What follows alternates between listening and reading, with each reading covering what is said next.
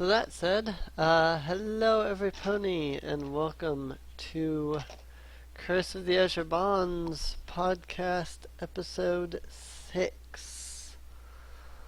Um, I did not actually. No, I did. I exported the repeat file.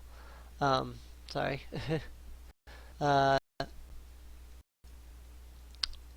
I don't know what I would have usually said at this point, so instead I will just say, let's let everybody introduce themselves. Hello, my friends. Once again, I am Andy, the card man, playing Amon Vane, the Tiefling Druid, and hopefully we'll be done with the fire knives in this sewer this session because to be perfectly honest, I am sick of crawling around these sewers, sewer levels. Next. Well, I am Janne playing the Halimate halfling warlock, and I actually done some changes to her because I noticed my spell list was completely wrong. And, well, mostly just remove stuff. And sorry for that because earlier was it 3 sessions ago, with the troll fight, I wasn't able to use the fairy fire and things like that, but Right. that's pretty much all of it. I think that was just last session. I don't remember anymore. It's been too long. Yeah, you've only been in the sewers for 2 sessions, so I can guarantee it was either last session or session before that, so. Might have been. Well, anyways, she's still hating the sewers, and hopefully we're getting through somewhere more interesting than the smelly places. And go ahead, Mark. Hello, I am Mark, as noted, or Falling Star, or whatever you prefer. I don't really care because you're not talking to me. Hey. And I am playing Keliel Feydaughter, the half-elf, dragon-touched sorceress, which is less confusing than it sounds. And, yeah, I have a ring of invisibility. That's it. Don't Well, do I it. will- It's double kind. Well, I would like to call you sexy bearded guy. Anyways, I am Mia Harvey or Mia or Fangirl.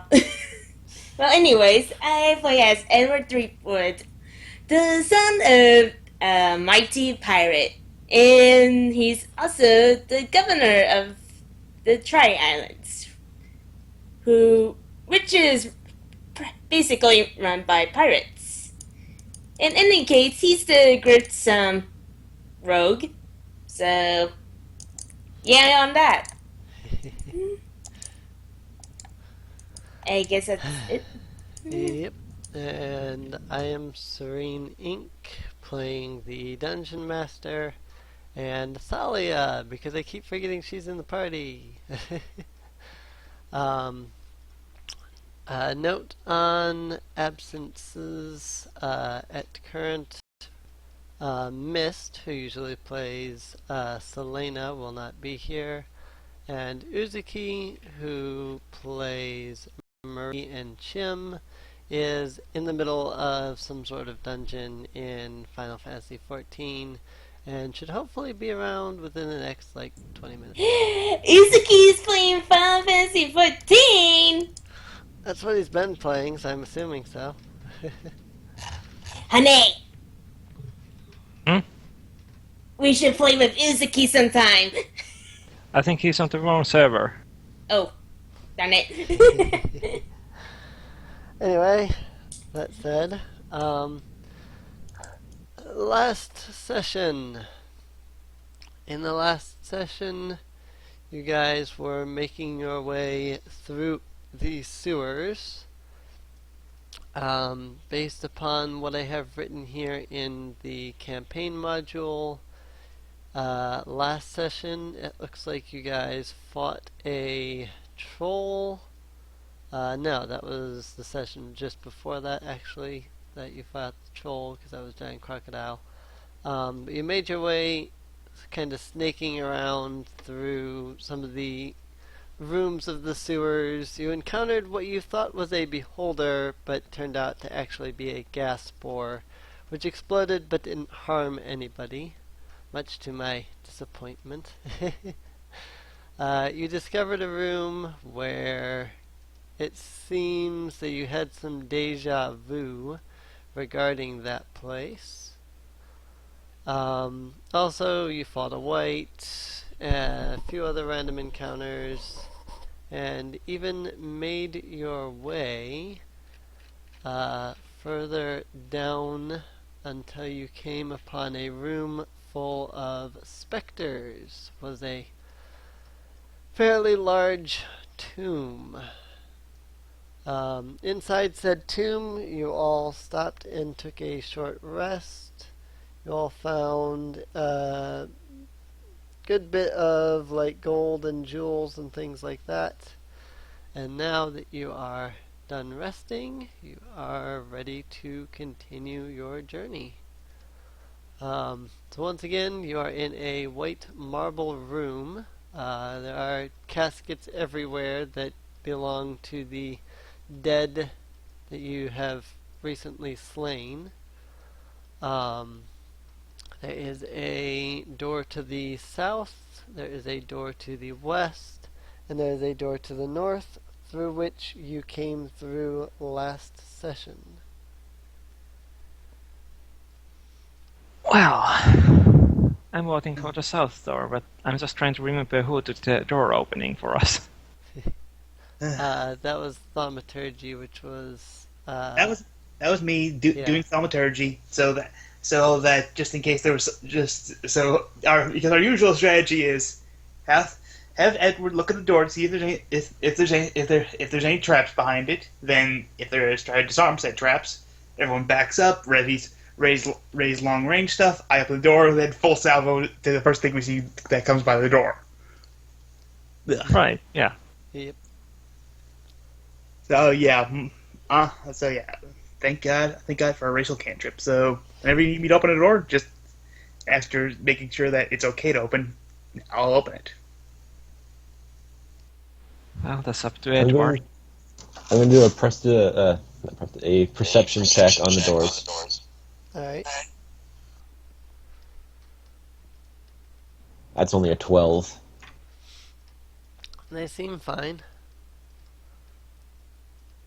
Can't hear anything beyond them. No, there did not seem to be any noises beyond the door. Alright, well, I'll do an investigation check just for fun. Oh, that's slightly higher. 17? Doors seem fine. No locks, no traps? No locks, no traps that you can find. Alright, I'll let people know that, and I'll do my go invisible and get bow ready thing. Well, Crossbow ready. yep, let's move on. Blast is ready. Go ahead. All right.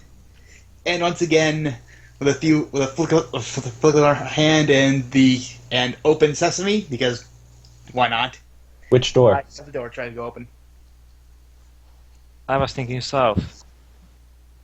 Yeah, as far as I was aware, you were looking at the south door, so Well, I was looking at both doors.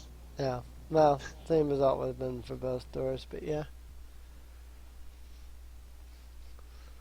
Alright, so thaumaturgy on the south door. The door opens pretty solidly. Kind of like the door that led into the room, which just opened without really any creaking or anything. You see a long corridor that splits off to the north and to the south. Oh, goody. Fork in the road. Well, we have been going south, but I'm not sure where we are on the map. There should Wait, be. We opened the south door, and we found a corridor that splits north and south. Yeah, it's. Sorry, I didn't fully articulate. It travels west about 20 feet, and then it splits north and south. Oh, okay, it turns. Alright. Yeah, That makes more sense. Yeah, if you look on your map, you're right near like the bottom section. You should see like a hallway that has a door on it that's like against the wall. And Oh, then it there's a goes, secret door yeah, up, on down, the there's a map. little black thing, and then it kind of goes around a bit from there. Well, that's for Edward to find, if it's there. Yep. Yep.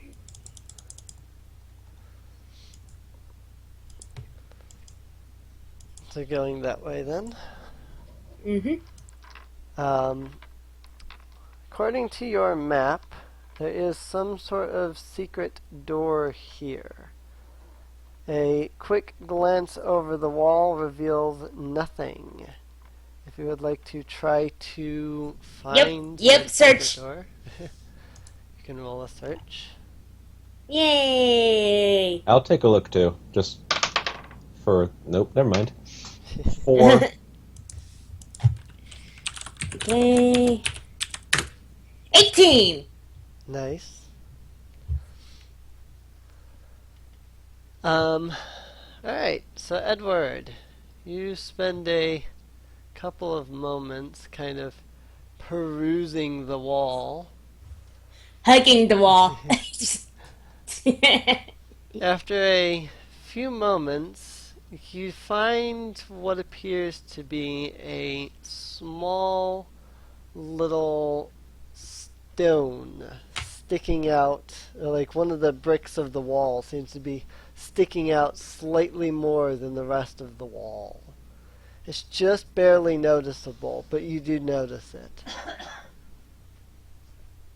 I love that old cliche. The stone that's slightly sticking out of the wall that, unless you're actually looking at it, you can't really tell. Love that Right. cliche. I am going to fiddle with it. It doesn't move. Push, pull. You push on it, and it pushes slowly back into the wall. Do you push more on it?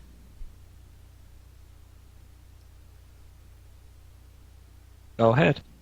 Yep. Alright. You push on the brick until you cannot push on the brick anymore. After a few dull moments, you suddenly notice the outline of a door in the bricks.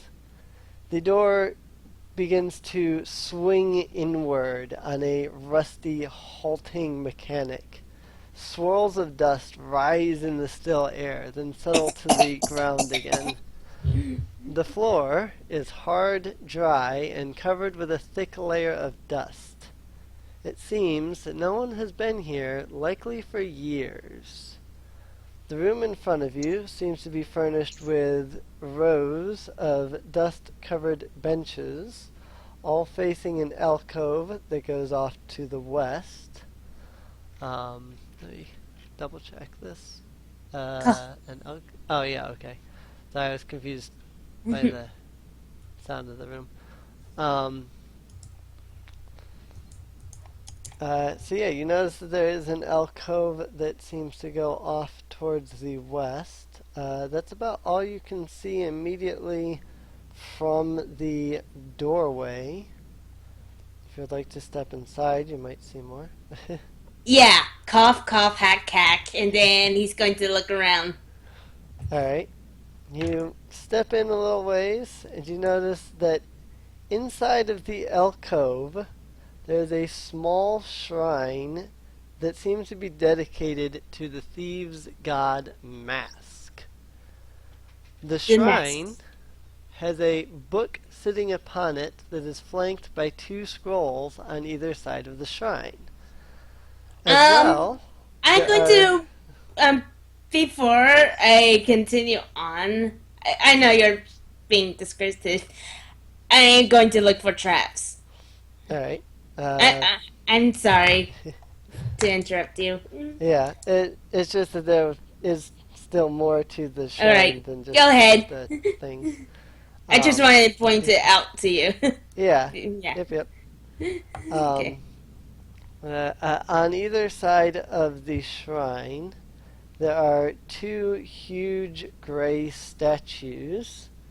Each of these statues has the mark of Gand on its forehead.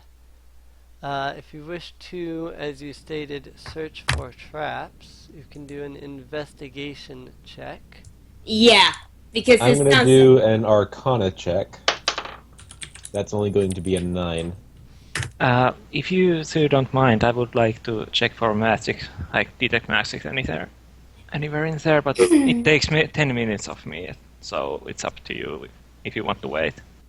I rolled a 15. Alright.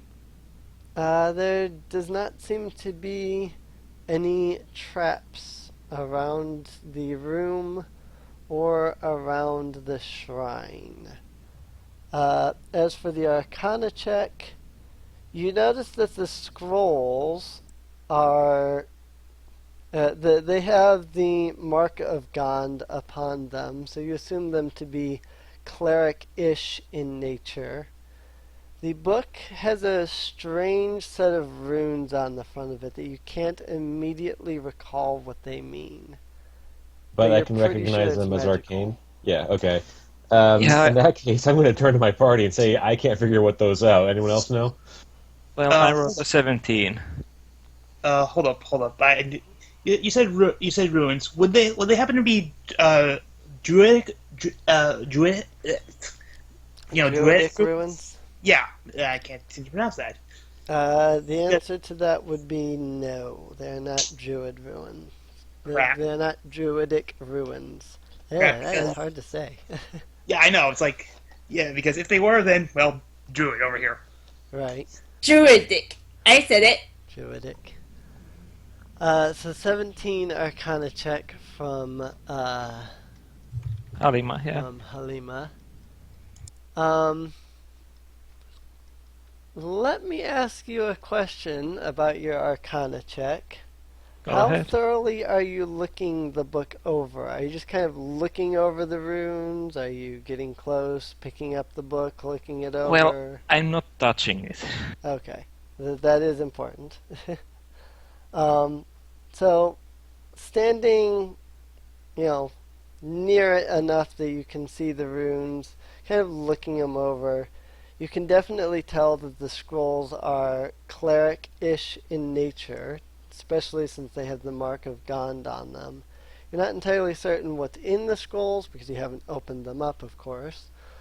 But the runes on the front of the book, after a few short moments, you realize that these runes go to a magical book that you have once heard of. It is a thing called a Manual of Bodily Health. Oh. It's said that anybody who reads this magical tome, and the magic in the tome only works once, so only one person can read through it and gain the benefits.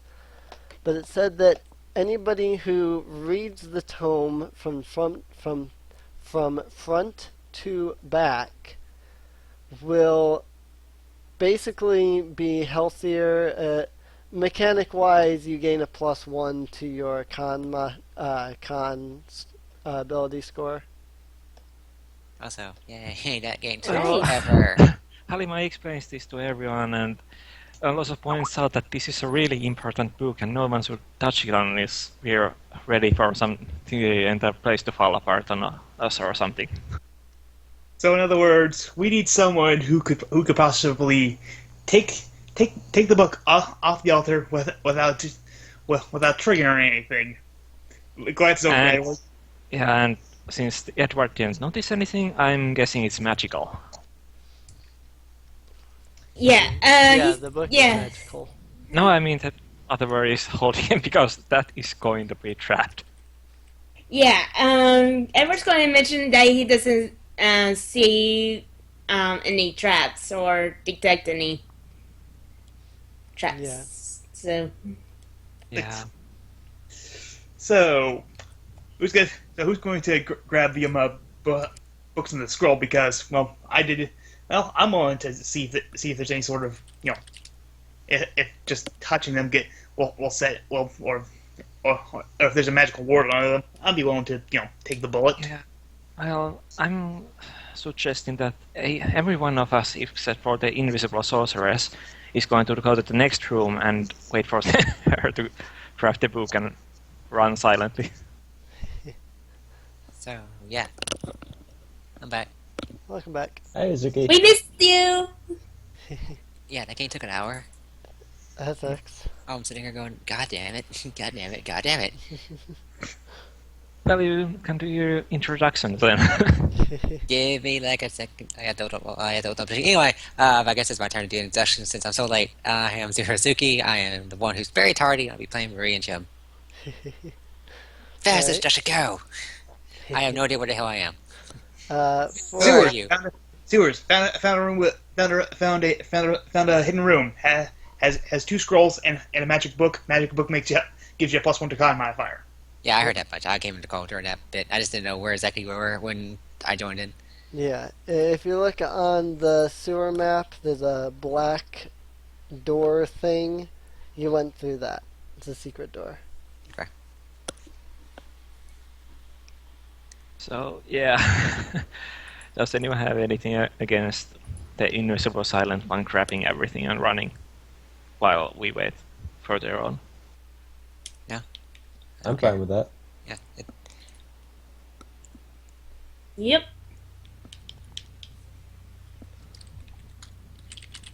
Alright. Well, there Let's do is. it. Does somebody have detect magic as a ritual? Well, I do. I suggested that earlier that I could use it if you like. It takes 10 minutes to. If I'm going in there to do this, then I would, yes, please. By all Okay. means. We can wait 10 minutes. Halima is starting the ritual then, setting up Alright. incense and all that. Additionally, I should mention that I actually have dispel magic. So if there is sort of an alarm spell or some sort of trap spell, I can get rid of it for you. Well, the rogue saw no traps or anything, so checking for magic right now. Around the altar. Alrighty.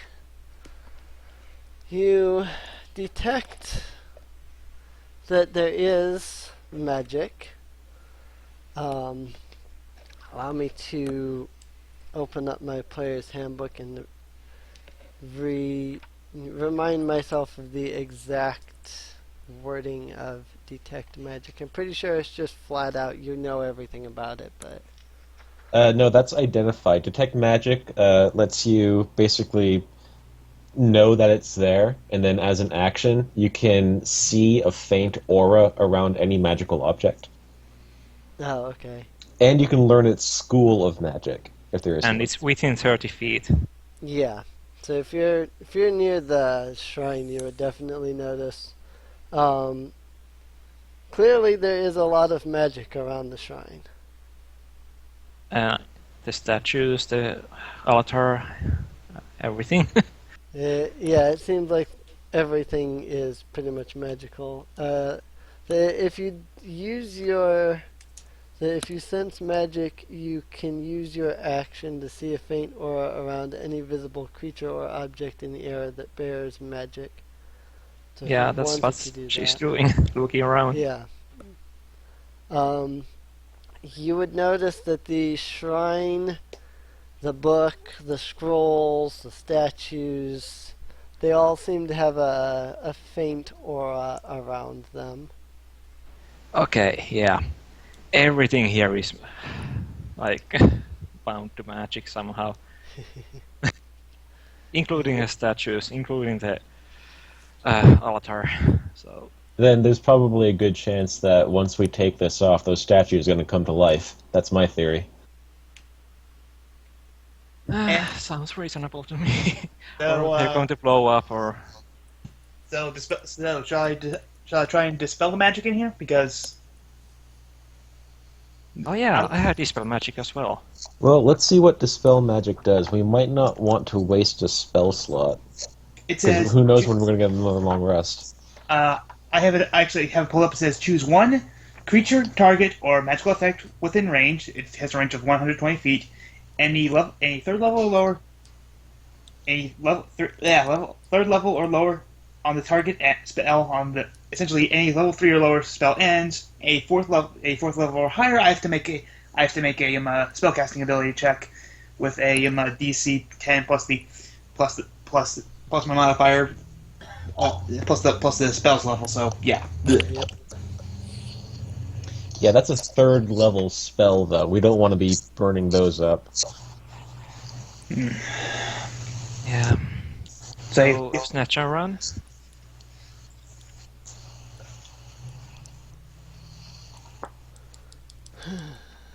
We got two choices here. Either we well one of our either me or Jean burns the spell slot, or we send in someone who's fast enough to snatch and run. That's the only two options I see. Yeah, burning one of those spell slots is only going to dispel the magic on one of those statues, or the altar. Or fact is, we don't know enough, and the only way to completely make this safe is to burn 3 third level spell slots on the altar and the 2 of the statues, leaving the book and the scrolls alone. So I think the best bet, because I don't want 3 spell slots to be level 3 spell slots to be gone from the party. It'd be best if somebody grabs it and we try to beat feet. Yeah. Here's a question: can we figure out how to close the door again? Yeah, the door does just basically close. You can just close it, and just like normal. Okay. There is a door off to the south as well. In this hidden chamber? Yes, in this hidden chamber. So I wonder if we want to go. We might want to go through that door, since this is clearly a hidden way to go around things. I just had a crazy idea about how to get the book and how to possibly get the book and scrolls off the thing without someone being directly there, just in case there's those statues come to life. Yeah, I what's should that? note that the map that Artur gave you does show the room that you guys are in, as well as the door to the south and the rooms beyond.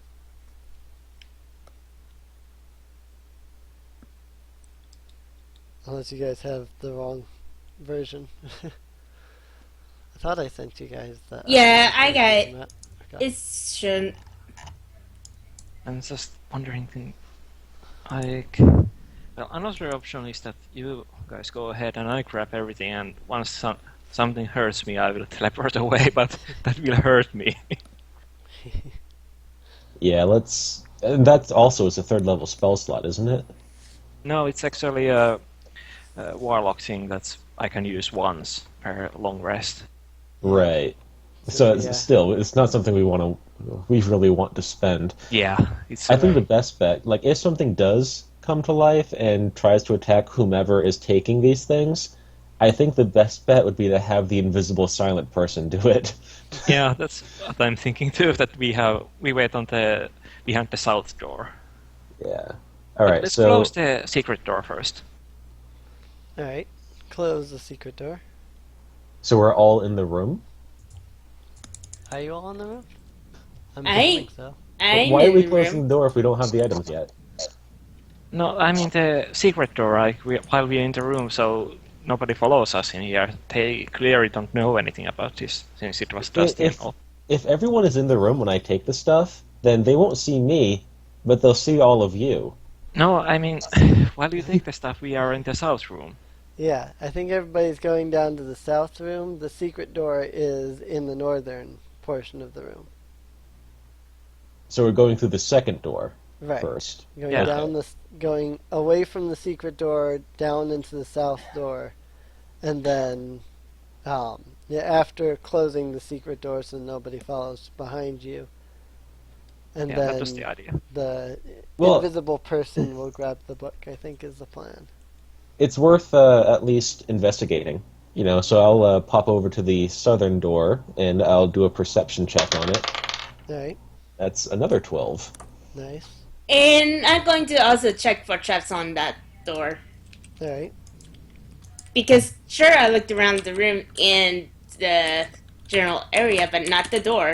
Right. A 25.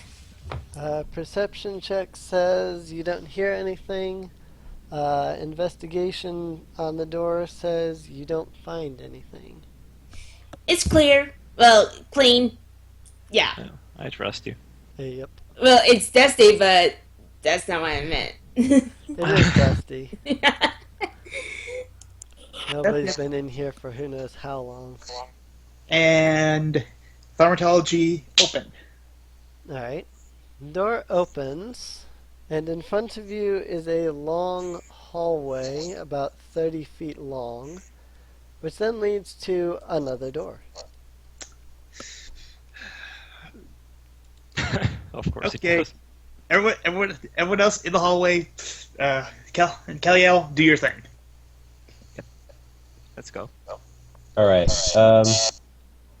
what I'm going to do, as soon as I'm in the hallway, I'm going to use prestidigitation to create like a shower of sparks.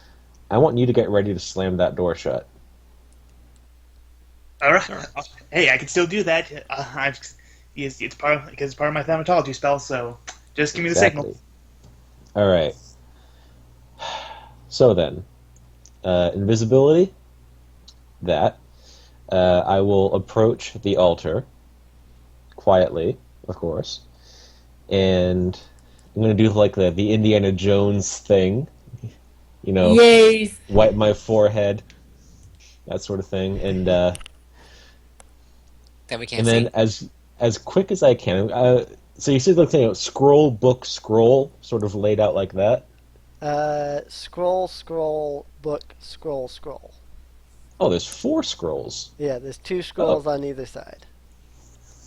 That's twice as good as I thought. What I'm going to try to do is I'm going to try to scoop up both scrolls as I'm coming into the book, so I can grab all 5 things at once. Alright. And yeah, I mean, as soon as it becomes my equipment, it should turn invisible along with the rest of me. Yep. So that's what I'm going to do. Just going to grab it Alright. and immediately turn and run. Right. As soon as you grab hold of the books and lift them from the altar, the room begins to shake.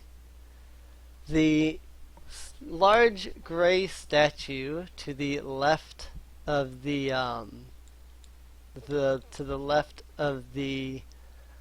shrine kicks up a large cloud of dust that hits you and kind of covers you slightly with the dust.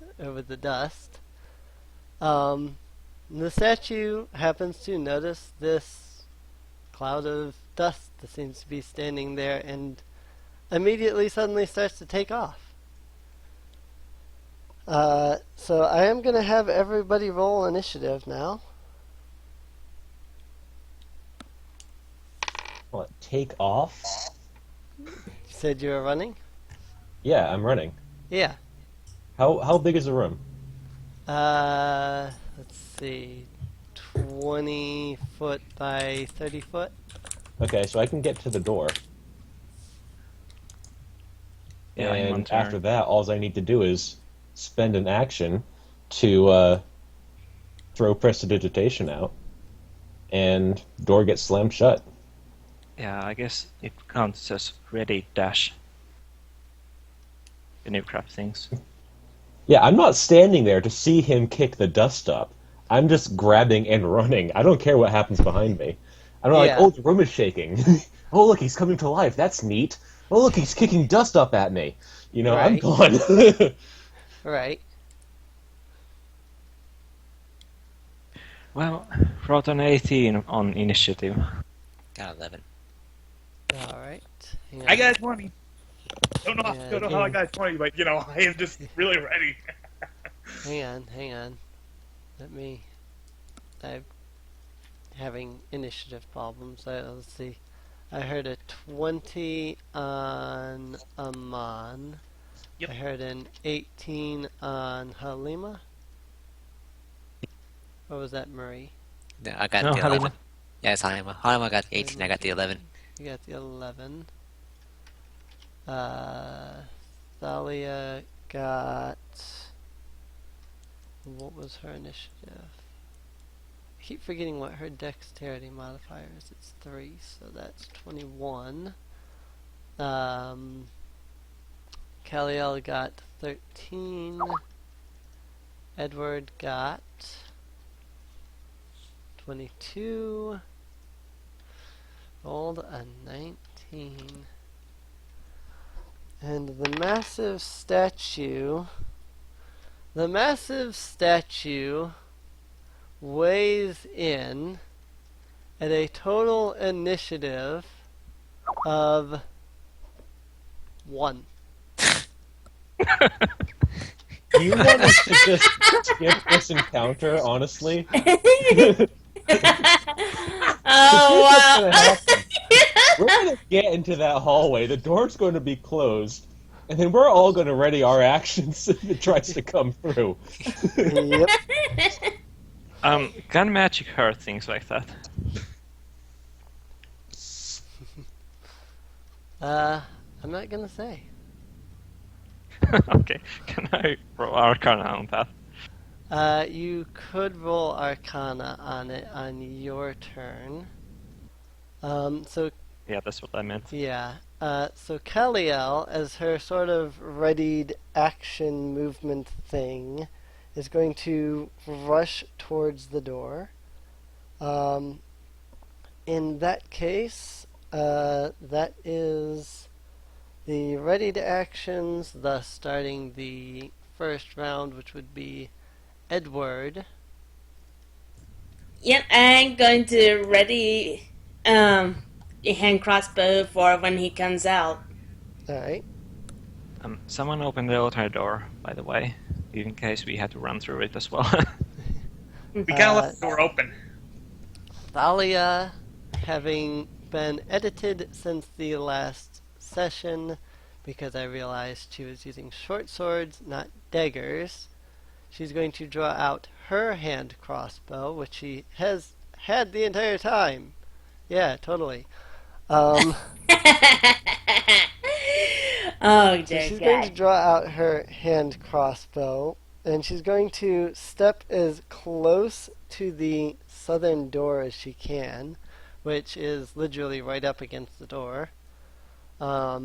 She's going to reach her hand out for the door, grab hold of it, but she's not going to open it, because she's not going to open the door without investigating it for traps first, but she's a little concerned about something coming through the door.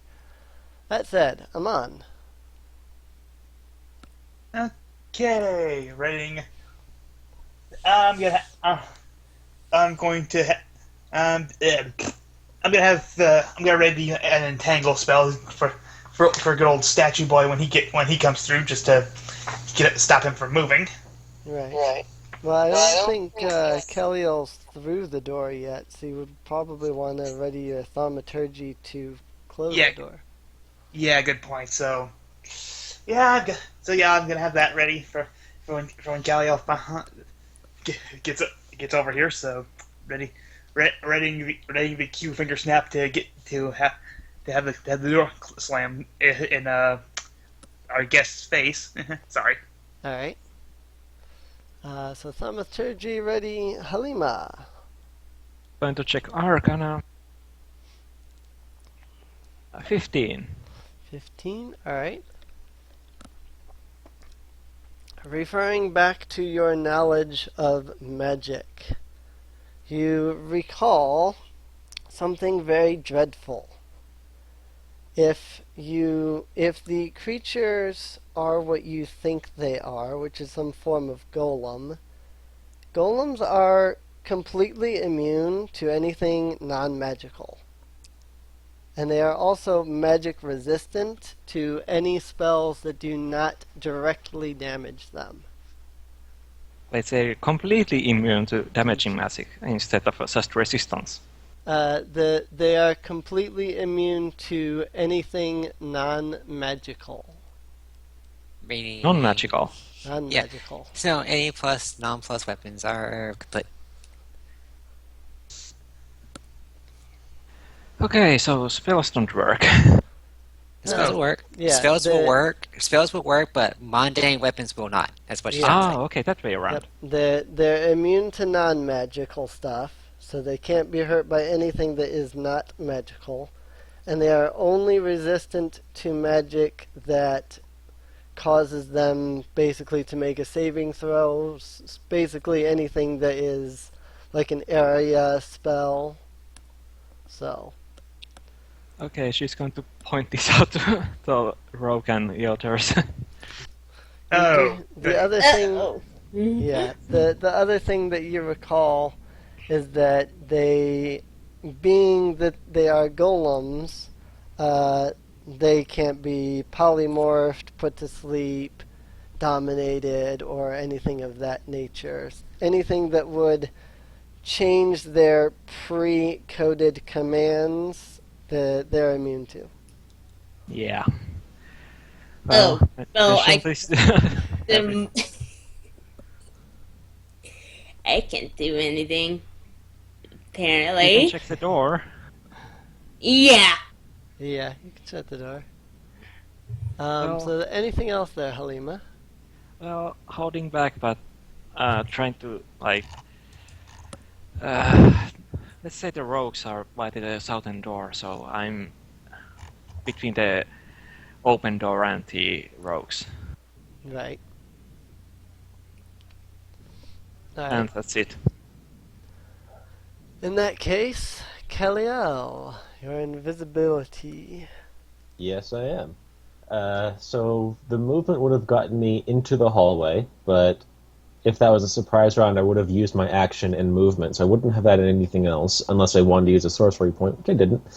So I'm going to spend my action to cast Prestidigitation, create the aforementioned shower of sparks, which would set off the thaumaturgy.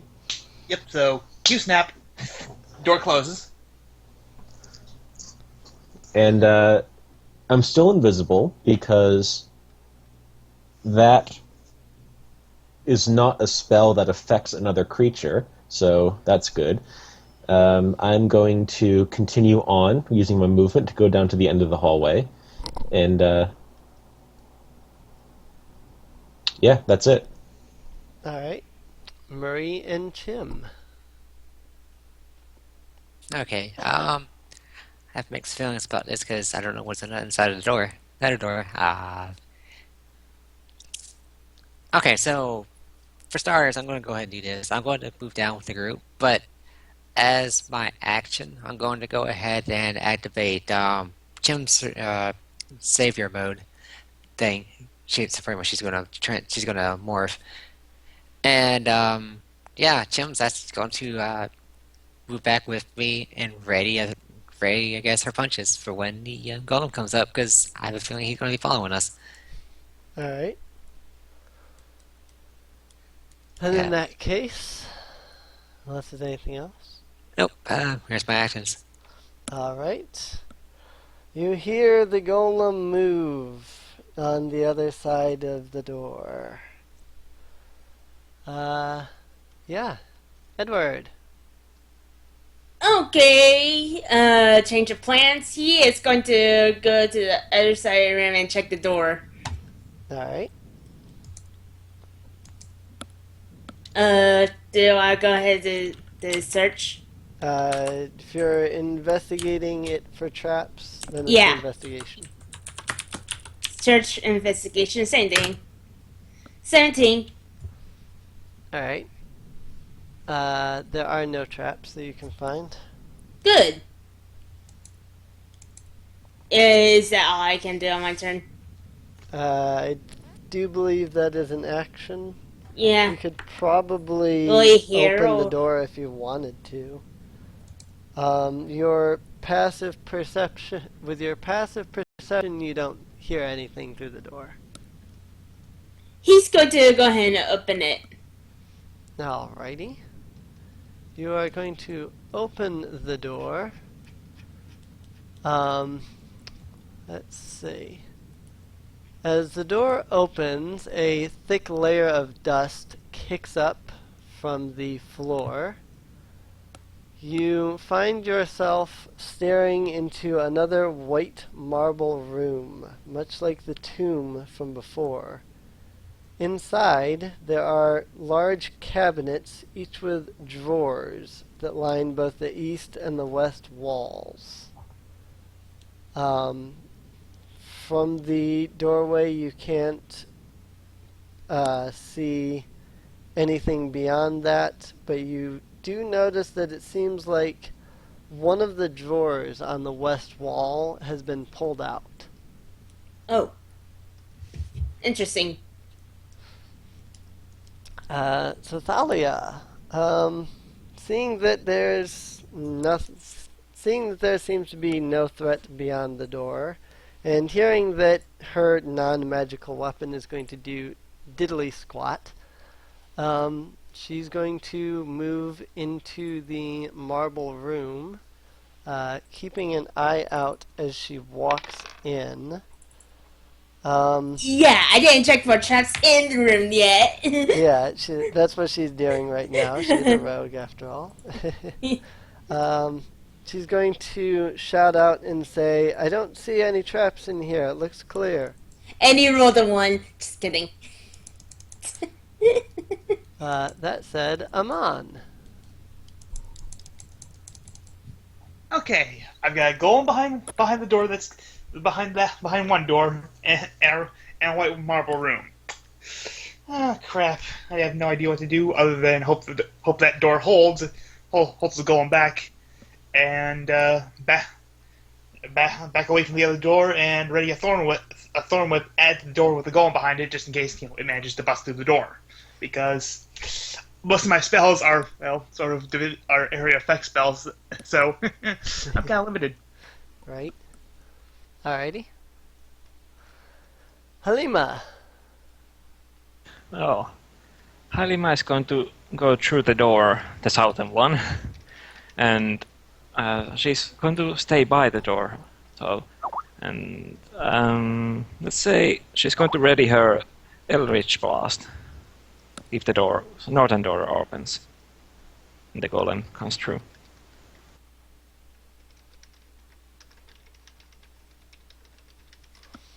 Alrighty. 1 second, because it looks like we might be getting our tank back in. While we're waiting to be 100% sure on that, Kellyanne.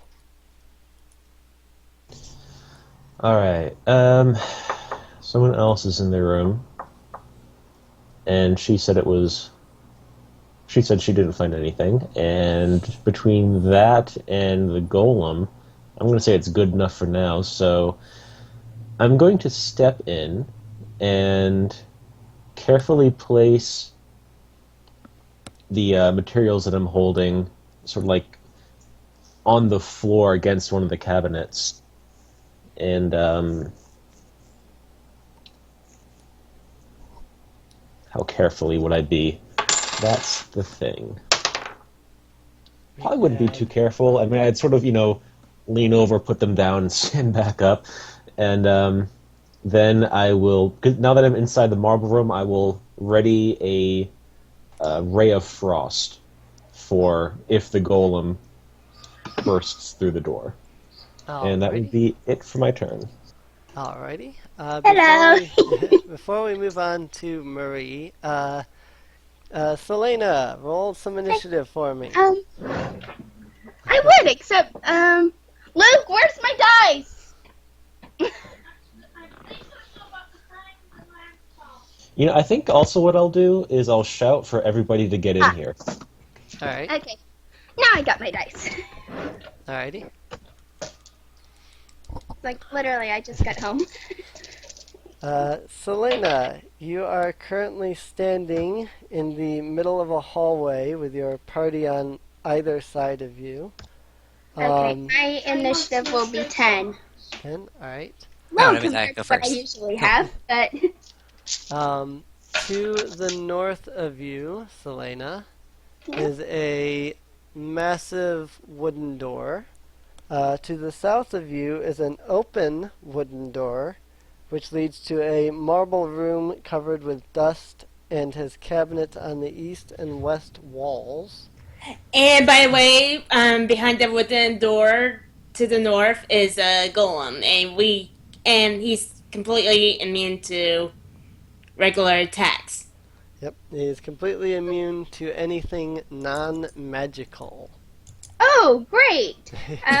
No magical attacks. Yeah, we're not going there. Yep. So now that Selena's caught up, Marie. Okay, so yeah, Marie's gonna go ahead and just walk in the door. The Chim, however, is going to move back, but stand kind of in the doorway, and guess ready to dodge just in case. Alright. In that case, Selena is, I believe, the only player then that isn't in the marble room. I guess I'll follow the party. Yeah, come here. Yeah, He's not maybe safe in that hallway. you and your bear will follow the party. Alright. Alright. So Selena moves into the next room. Just as everybody manages to get into the next room, the wooden door to the north splinters into pieces as a massive clay fist smashes through it. The clay golem that is on the opposite side of the door is going to move make his 20 feet of movement. First of all, stuff's going to go off. Yeah. Yeah. I was going to say, he's going to make his movement as things are, going off at him and whatnot. Yeah. Go Thorn Whip. 22 to the guy's AC. 22 to AC, that would be a hit. Okay, and I do have 2d6 nearby, so is that 2d6? Yeah, so 1 moment. Hey, 10 damage. Alrighty. What kind of damage specifically does your Thorn Whip deal? Piercing damage. Okay. That was important, so. Alright. Alright. Other readied actions? Yeah, Halima's Eldritch Blast. And its first roll was 9, That's gonna miss. and second roll was a critical 26. Alright. Roll some damage. That's 18 damage and pushback of 10 feet. And that's just what, force damage? Yeah, force. Alright. And going to move backwards. How far away? that was how just a big is the ready action. hallway? That was Right, just a ready ready action. I'm sorry. Yeah, I'm sorry. that's the raid action. All right, and as for Calio, that's going to be a 19 to hit. Yep. All right. So, not bad. That's going to be 16 cold damage, and its speed is reduced by 10. Wow. It's going to manage to move its turn back up to the doorway that it was once at. So, that's the thing. We got this great combo going on. Slow him down, push him back. Right? Alright. You push the golem back. He kind of stumbles and whatnot. He then charges towards the door with his whole 10 feet of movement that he can make. In 10 feet, after the 10 feet of movement, you notice that the golem seems to be acting a little strange as it swings its massive fist once again at the splintered door. That is its turn. So, Edward. Yeah, he is in the room. He's going to do a rather quick search around the room. Perception check. Perception, I guess so. I'm asking if that's what you're doing. Is a perception check. Well, it would take time to do an investigation check, but Yeah. No, I mean, yeah, I think it's an action either way, yeah. investigation or perception. So. Well, I guess he would go to the.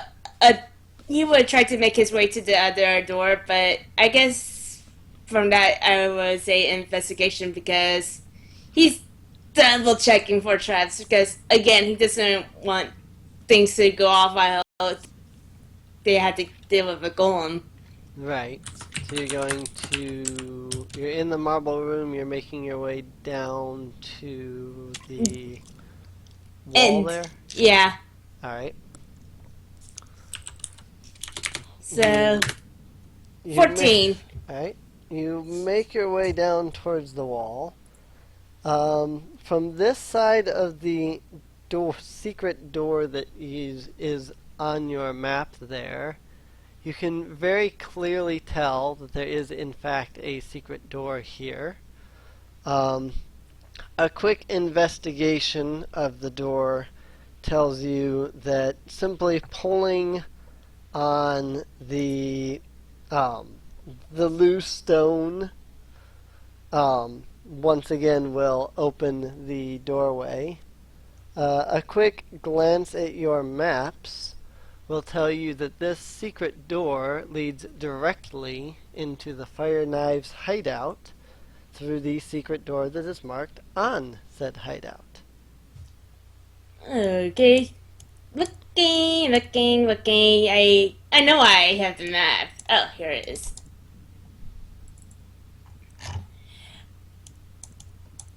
Well, okay. Passive perception would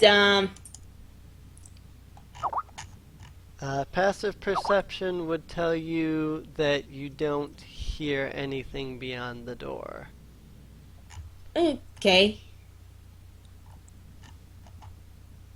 You do know my passive perception is, let's see. 15? Yeah. Yep. Okay. I have that marked. Then he's going to go ahead and open the door. Alright. I'm going to pull on the brick. The door swings inwardly, basically towards you. The room in front of you is some kind of a storage room. There are crates, boxes, and all manner of who knows what in here. Yay! There do not seem to be any creatures, at least not that you are seeing or hearing. Oh god. Edward's going to want to look around in the room. Don't go too far ahead. Yeah, I know. Yeah. I'm not. This is as far as he's going to get. Is to open the door. That's it. Right. Someone needs to take the book and the scrolls, though. It's like. Yep. So if that is Edward's turn, seeing that Kaliel has set aside the book and the 4 scrolls, and is currently helping to engage in combat with the golem, she's going to make her way over. She's going to pick up said things, giving Kaliel a quick, I'll keep an eye on these note. And then she's going to step as close to the back wall as she possibly can get. She will ready her hand crossbow, but she already knows that is basically completely pointless. That said, Amon. Okay. Let's go for another thought. It's let's see, the hallway between the 2 rooms is at least 30 feet, right? The hallway itself is 30 feet. If you're behind the door, the golem is behind the door, so that is 40 feet. Oh, bugger. Oh well. Right. Plan B then. It's resistant. What's your range on Thornbit? 30 feet. Okay, move up 10 feet, Thorn Whip, and then move back 10 feet. You got 10 feet to spare. Yep. So yeah, move up 10, Thorn Whip Lash, and 13 to its AC. That is a miss.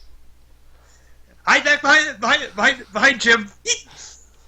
Your Thorn Whip shoots out, and the golem just kind of doesn't even notice. Oh come on, girl. Oh come on, Grass supposed to be super effective against rock element. But yeah, I'm done. Halima. Going to shoot it again. Alright. First one is 15, That is a hit. and second one is 21. And that is also a hit. Let's see. First does 10 damage, and second one does 5 damage, and pushback of 20 feet total. 10 damage and 5 damage. Alright. It's not looking to be in too good a shape now. Going to move a bit backwards and about halfway down the room we are in. Alright. Kelliel. Alright, let's see if I can slow this bugger down. Ah, damn it. It was on the 17 and then it went to the 3, so that's only going to be a 10 to hit. And Yeah. it wouldn't matter anyway because I rolled 2 1s for damage. Well, that was fun. That sucks. Oh well, I'm going to move back. Alright. Marie. Alright, so, Jim sees the thing. Jim's not moving closer. Jim's not a moron. So Jim's going to, yes, keep her, dodge dashing while she's hiding, while she's holding up against the door. Which is not a good idea, because she's in sync with Jim. Right. She has lower AC. So she's standing at the doorway? She's The kind of north doorway blocking or the the doorway to keep the other doorway, the one inside to the room. Okay. Does that so make sense? There's the hallway, and then that door. Yeah, she's Yeah, kind of standing that way. Yeah, okay, you're standing in front of the south door. Got it. Yeah, no, I'm not staying in front of that golem. Jim, Marie get knocked out. Right. Alright. Selena. Ah, Hmm? that Marie. Yeah. Oh. Oh. You forgot about Marie. Shame Yeah, on sorry about that. I didn't realize I had something. you. So Hang on. Yeah. Marie. what Marie's gonna do, kind of seeing everyone throw flick spells at it, Marie's going to go ahead and go ahead and draw one of her circles, and go ahead and fire her eyes. I don't know. Okay, of course I did that. Fuck you, 2 dice. We some fire. So. Doesn't clay get stronger when you use fire? I crit on my saving throw to use fire. And then I rolled a 10 on the attack roll. Wow. It's just a 10 versus AC? Now, yes, it was 10 versus AC. Ah, then yeah, that's gonna miss. That sucks. I crit on the fucking saving throw to use fire. That sucks. Alright, well, Marie missed. Alright. Now it's Selena then, I assume. Alright. He's impervious to non-magical attacks, right? Correct. So neither I nor my bear can really do anything. Correct. So, yeah. That's it. I would like to have you make a perception check if you're not going to do anything then. Okay. Yep.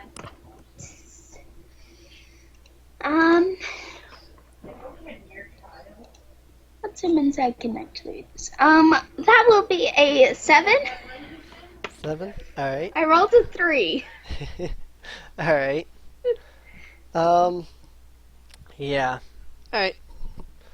In that case, a cloud of dust kicks up in the room, and then you notice the clay golem that's been, harassing you so far move up towards the doorway. It's seems to be kind of glitching as it's like stumbling a little bit. It reaches the doorway and then lashes out by slamming its fists into the ground. As soon as it does that, you then notice something else. Behind that golem is the second golem that was in the room. Of course there is. Oh, to quote the thing, oh, you gotta be kidding me! That golem is going to step up to his brother, if you will, swinging both of its fists at the damaged golem. Yeah, it's going to slam its fists right into the golem's head, and the golem falls to pieces. Okay. On the other hand, that golem then turns its attention towards you. That said, Edward.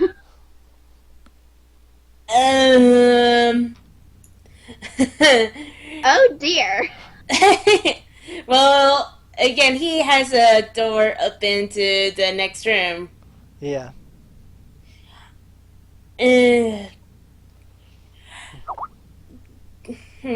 I would have loved to do a perception check to see why that other golem was glitching out, but it's kind of too late. Unless, perception check to see if the other golem is the same way, Alright.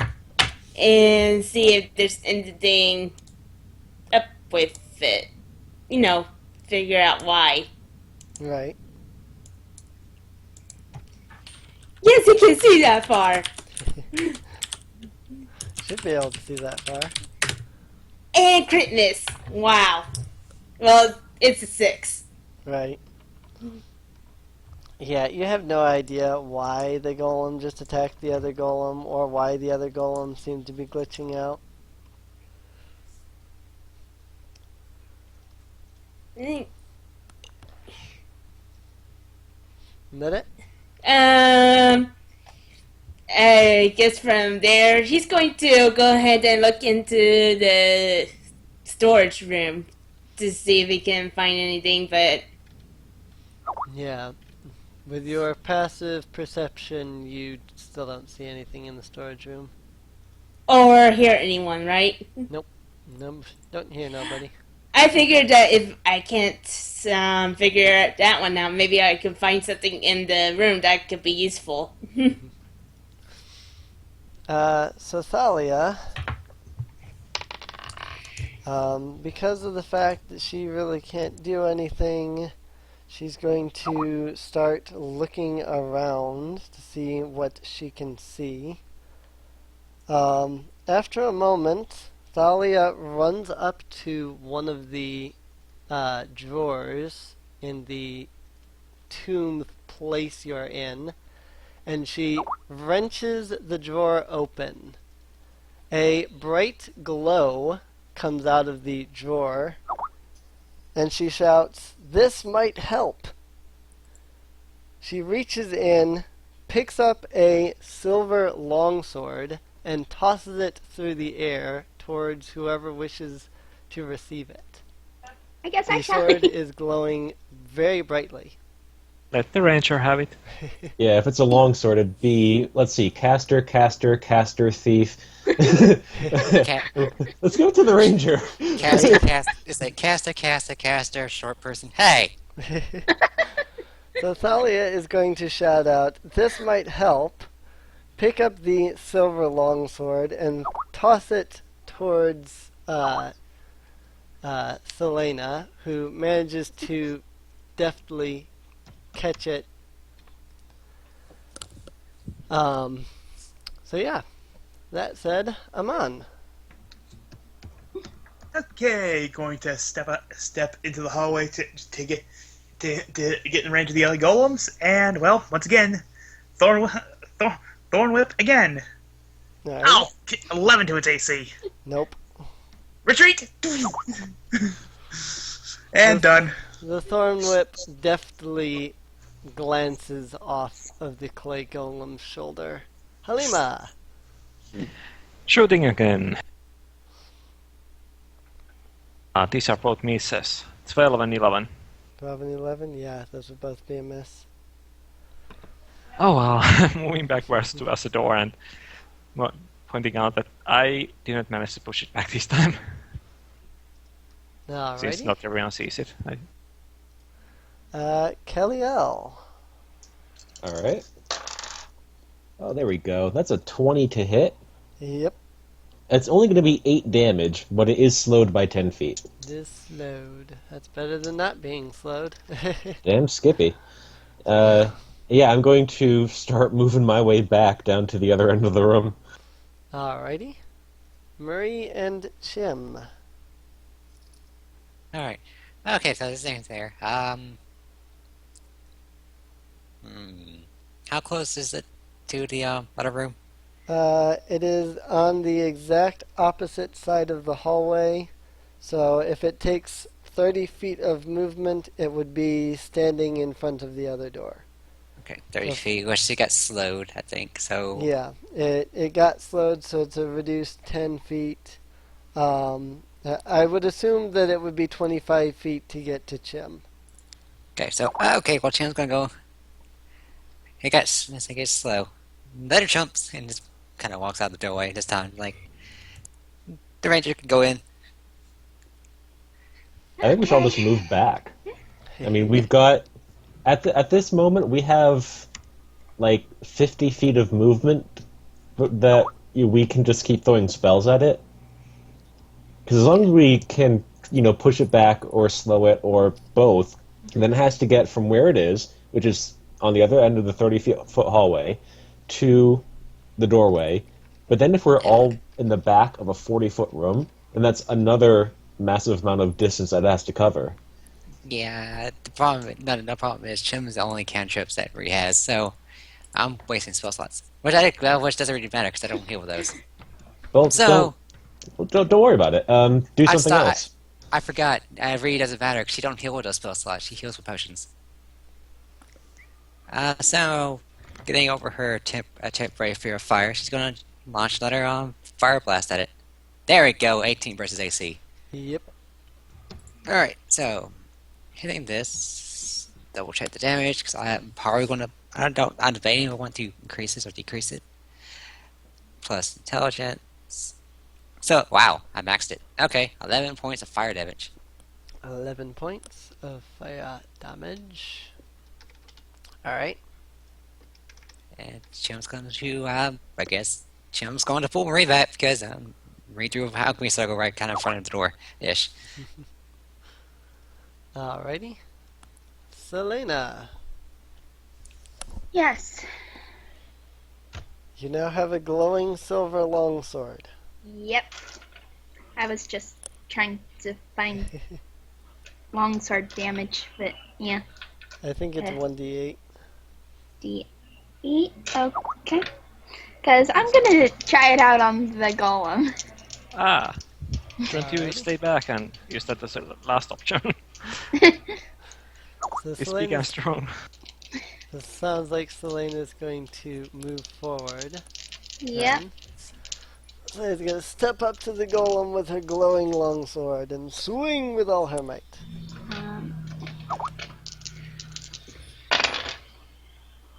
I've got 14 to hit, That is a hit.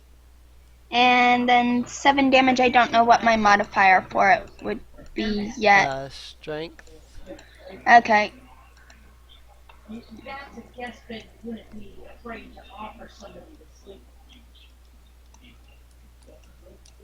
Okay, that would be +4. Plus 4, so 7 plus 4, so 11 damage. Yep. Alright. You notice the golem seems to take a little bit more damage than you thought you should have dealt. Ooh. That said, the golem is standing right there in front of you. It's going to bring both of its fists back. Let's see. It is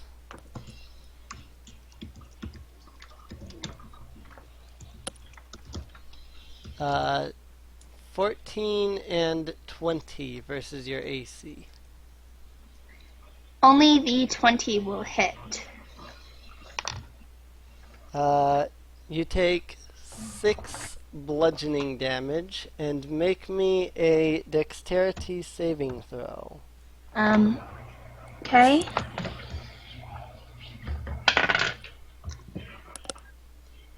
That will be an 18. Alright. You manage to stand your ground and not get knocked to the ground. Edward. Okay, still can't really. He's going to look around in the crates, hoping to again find anything actually useful. In the storage room. Yeah. Well, there has to be something, maybe. You could do a search, investigation, whatever that is. Okay. I think it's just investigation now. I crit. It's 28. 28. Yeah, that's right. They've changed search into investigation. I couldn't remember. Alright. Yeah. So, 28. Investigating the few crates that you can in a 6-second time period. Let's see. Got lucky, maybe? Well, it was a crit. The crates mostly contain tacky art, wall hangings, and food. Unfortunately, unfortunately, it also seems that the majority of the art and wall hangings and food have all suffered water damage. The food is moldy. Yeah. The paintings are falling apart. The paint is, coming off of the paintings. Unfortunately, there doesn't seem to be anything else in this room other than storage stuff. So. Well, it's Edward, so... Yeah, it is Edward. Yeah, it is Edward. Here, Chim, you can have some of this food. Pick up rotten Oh dear. food. Throw at Golem. Oh, dear.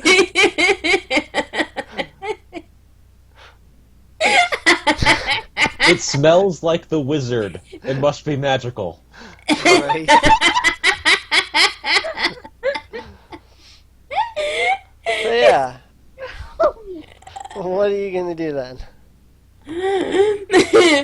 Well, I'll worry about any nice stuff that he could collect later, and he's going to go back to the room that the others are and start looking in there instead. Alright. And you can do that. If you can look around on your next turn. Yeah, on my next turn. But that is funny. So, Thalia's turn. She's going to move back next to Edward. And, I mean, really? She really can't do anything because, immune to non-magical stuff. All she has is 2 short swords and a hand crossbow. None of them magical in the slightest.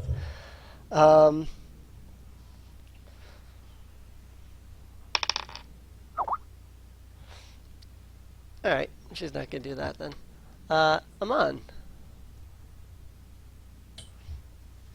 Alright, time for my usual step forward a little bit and go Thorn Whip.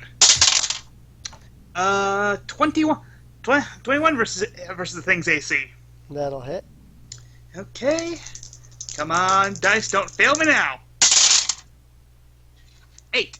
8 damage. 8 piercing damage. Alrighty.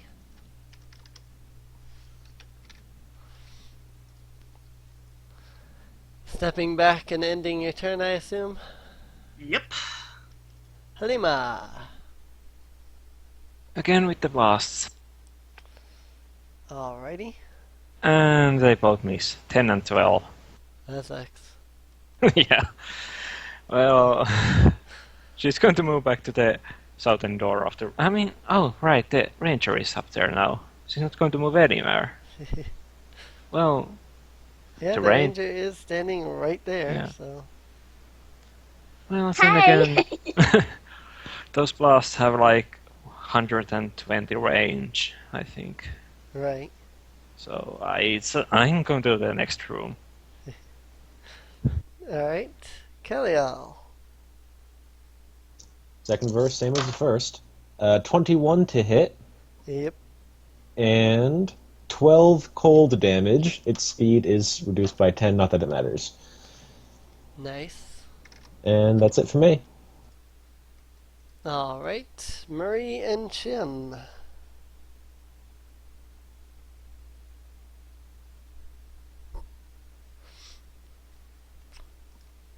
Muted? I am muted, not I? Yes, I was you are. typing. So, seeing the ranger up there now, it's like Jim feels more confident and has to going in. So Wow. she has an AC of 13 right now. She lost 2 points of AC whenever she goes into savior mode because it's more of a damagey form. So Jim's going to go ahead and walk up and start punching. Alrighty. So yeah, she plays a little bit more safe. So, oop, that's not what I wanted to do. I don't know if I could take that 25 or not. That's kind of the sad part. Because I put versus AC in his dice rolling program, and it gave me 25, but I don't know if it's legit 25 or not. I have no idea. I don't actually have the dice program loaded. Hold on, let me see what this does. What did it roll? Did it just roll the... Oh, hold on. It says on there. It doesn't. Oh, I rolled a Yeah. 19. Okay. So I got it's 24 versus 24? AC. That would Yeah, be I a forgot hit. to show I forgot to show a little picture of dice on there. Yeah. Had to like go into it. What does her fist do again? I keep forgetting. It's a D6, I think.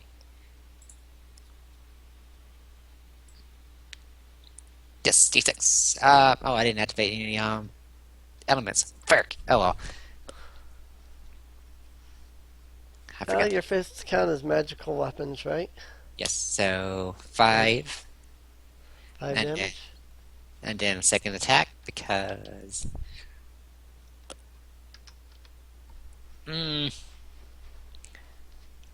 Seeing that Marie forgot for the first turn, Marie's going to activate one of her use the alchemy charge to make this one fire.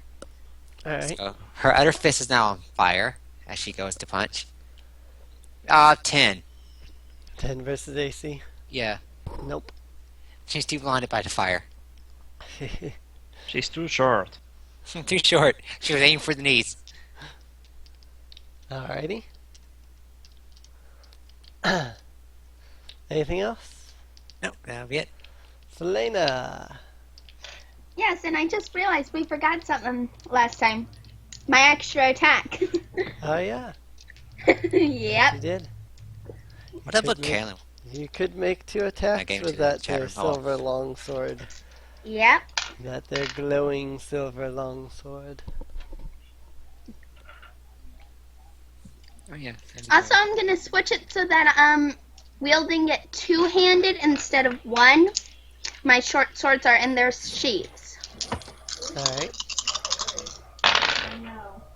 I think you can do that with a longsword. I think it's versatile. Yeah, it's versatile. Yeah, doesn't it Never add, mind all that. Doesn't it make it a 1d10 I doubt or a 5 something? and a 1 will touch his AC. Oh, she missed anyway. But yeah, it Yeah. does make it a 1d10. I believe I can double check it while you're It does. Yeah. next turn. Okay, cool. Yep, versatile Longsword 1d10. or So, two-handed is D10. Cool. Yeah. I didn't look at my book anyway. I didn't want to look anyway. alrighty. So, swings with the longsword, completely misses. Swings with the longsword again, really misses. And as she's fumbling about with her longsword, the golem is going to turn first toward Chim. Uh-oh. Yeah. 18 versus Yeah. AC. Yeah. She doesn't have high AC right now. I would Make have a hit dex Selena, saving so throw. don't feel bad. Dex saving throw. Cool. I have high dex. Thank you, Marie. Oh, wait a minute. I have advantage on that, did I? I don't think I did. I didn't mark it. Why didn't I mark it? It was a 10 anyway, so if I did, I don't think it would have mattered. I see it might have. Hold on. I don't know why I didn't mark it. I normally mark this. Intelligent wisdom. Elves don't give you anything. Nope. Okay. Let me tell it. Nope. So 10. Alright. Chim will take 14 damage and get knocked flat to the ground. She is prone. It then swings its other fist at Selena. 19 versus AC. That will hit. Alright. Dex saving throw. Egg. That will be a 7. No, wait. Alright. No, 8. Blech. 8. Alright. Plus You 5, get not plus. squashed flat to the ground as you take 11 damage. You are also Aw, prone. On top of Chimp, too. Okay. That's the bad part. So, Selena and Chim are both knocked flat to the ground by the golem's 2 massive fists. Great. Edward. He's going to start searching around at in the drawers. Right? To search one of the drawers. Yeah, I started searching in the drawers. Alright. Investigation check. And what?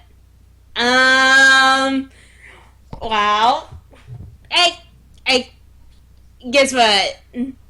I crit again. Really? Yeah, a 28. Investigation. Good job. Investigation crit. Edward opens one of the drawers, rummages through the corpse that is inside of the. Ew.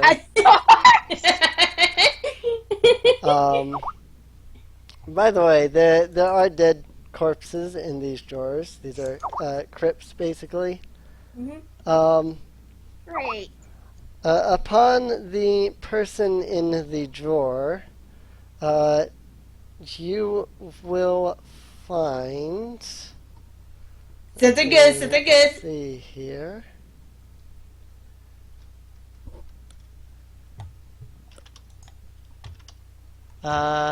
You will find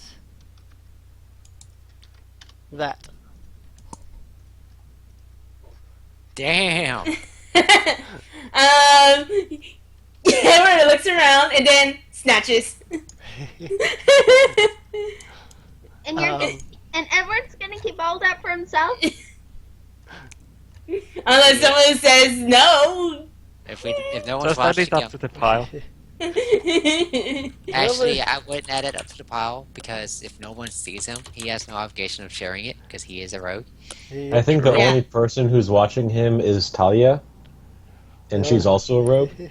So, So- if we don't see it, then we can't really say anything about it. Right. True. That's a lot of money, though.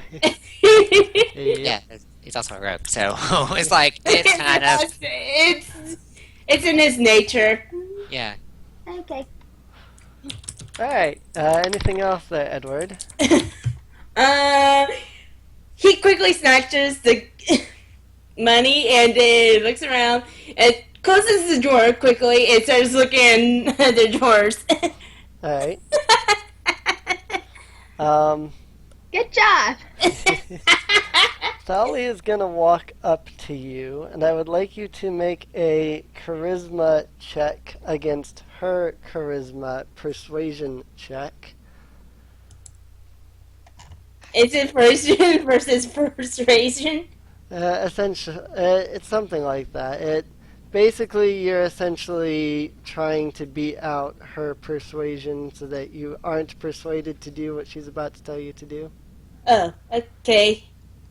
Because I do have a persuasion. I wouldn't. I would actually role play that out because you can't just roll the persuasion and make someone do something. That's not how it works.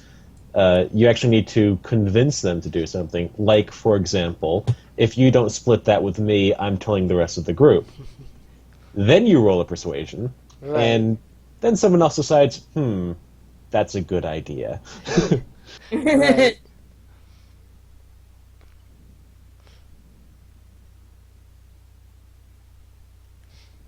Yeah.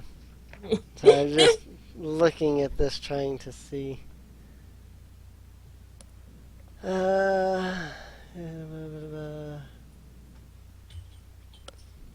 Doesn't really say what you would roll against a persuasion check.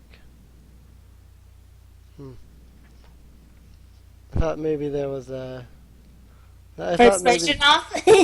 yeah, I thought there might be a thing that says, like when somebody tries to use a persuasion against you, you would roll this, but I don't see it.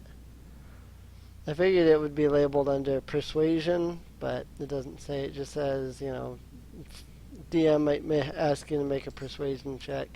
Doesn't say what the DM would roll against it or anything.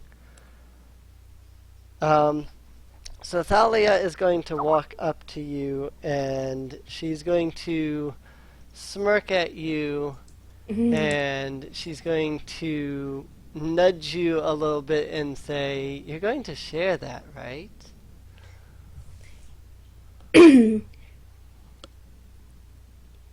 Yeah, basically, okay, how do I roleplay through this? It's going to say that he's going to save the money so he can get a magic item for one of us. Because so this doesn't happen again.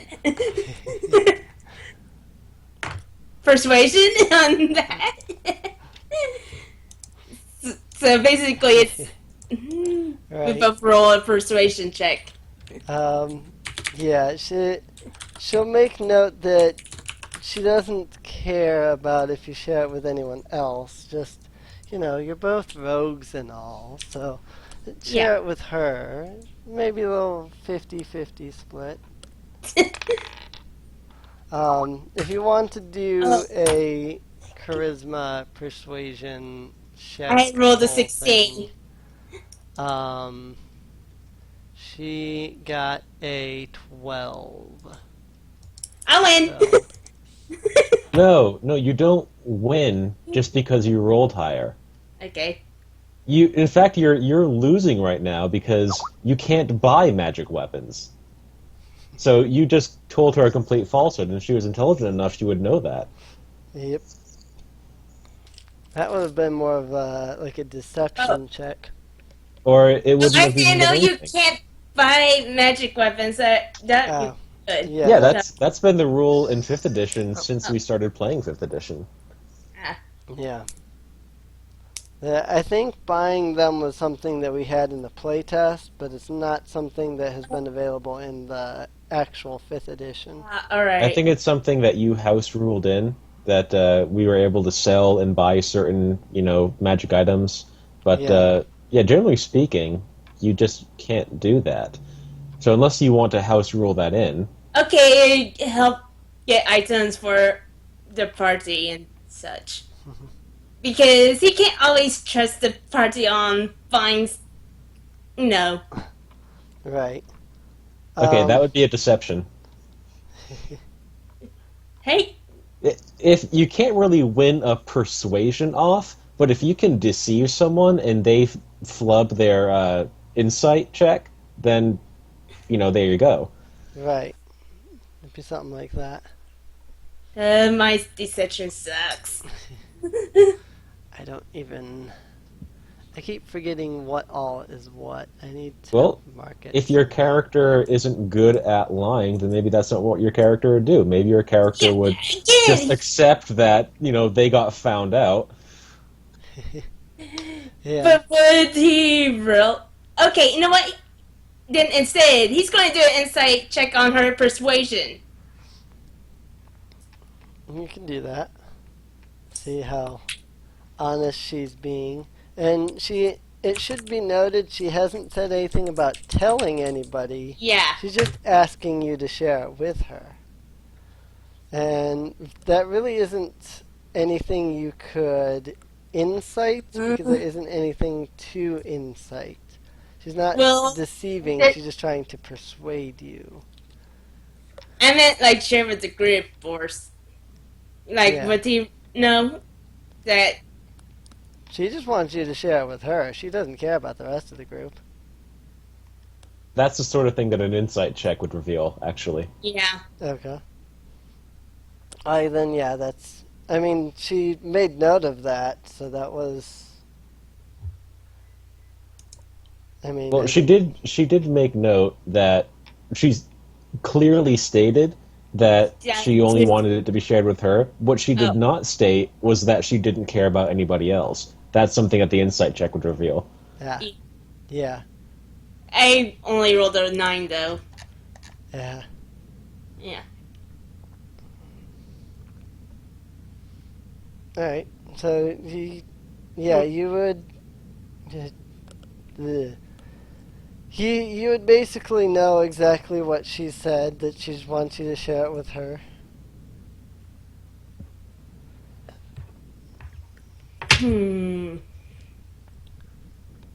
Let's see. It's an option to tell the party.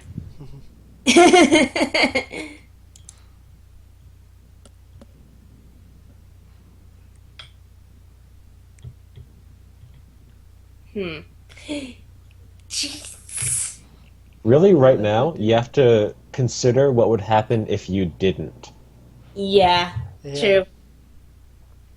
And if you didn't, she'd probably tell the party so that she could Yeah. get a cut. See, it's all about game theory. Like, if you share with her, then she gets a cut. If you don't, she still gets a cut. For Right. you, if you share with her, you get a larger cut. If you don't, you get a much smaller cut. So the benefit really is that you share with her and no one else knows. You're getting less than you have now, but you're getting more than you would if she told everyone. She Right. also doesn't know how much you got. This is also true. Yep. So you could give her I'll give her 100 of the copper and 10 of the silver. Oh, she wouldn't believe that. I'm going to give her 1,000 copper. Like, here you go. 1,000 copper. Yeah. All right. I'd like to know how you were able to extract that from a bag It's within a- 6 seconds. I would say that Edward would say, I can give you 1,000 copper of it. Probably saying that, that's about half. Unfortunately for poor Edward, she just rolled a. What is her? Man, it's high for the insight check or something. She's rolling an insight check, and it's a 19 because she has a -1 to her wisdom check. Ah. So she can tell that there's more than that. That is nowhere near half.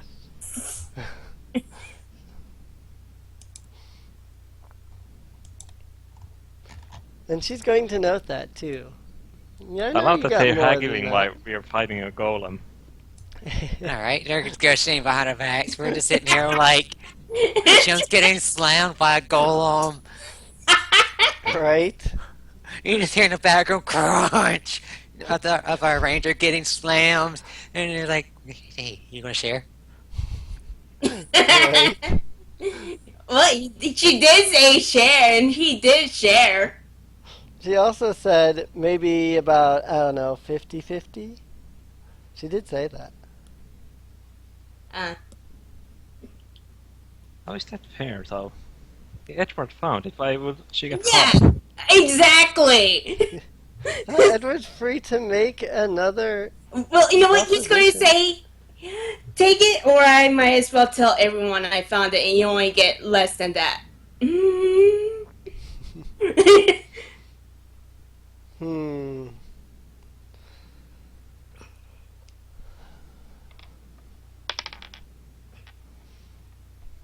She'll shrug and say, well, fine. Yay! She's pretty sure that even with that even if the entire party got a cut, she'd probably still get more, but she's not going to press the issue any further. So that said, Aman. Okay. Go, going to move up right next to our oh, this is probably this gonna sound stupid, but I'm going to move right closer to so, um I'm sorry, miss, I keep forgetting your my character's name. Selena. Selena. I'm gonna have Amon move closer to Selena. First, throwing a thorn whip at the golem. Hopefully getting a good roll on this. So come on. Oh, not 20! For crap's sakes, that is awesome. I needed that. Nice. So it does. So I'm guessing it does the automatic 12 damage. Then I roll what again? does it. You roll all of the dice twice, basically. Yeah, you don't do automatic damage anymore. Yeah, it's not automatic max damage on anything. It's just every dice that you roll, you now roll twice. Okay, 4d. Here goes 4d6. So here's the first half. Okay, that wasn't much. So 9 points of piercing damage to the big ugly lug as my normal action. 9 points of piercing damage. Alright. Then I'm going to burn one of my level 1 spell slots to cast as a bonus action to cast Healing Word on Selena. So she recovers 7 HP. Okay, that should bring me back up to full. So thank you.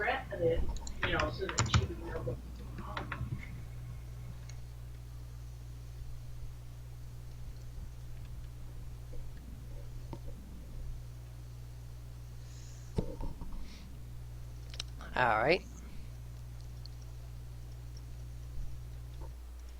Anything else? Nope.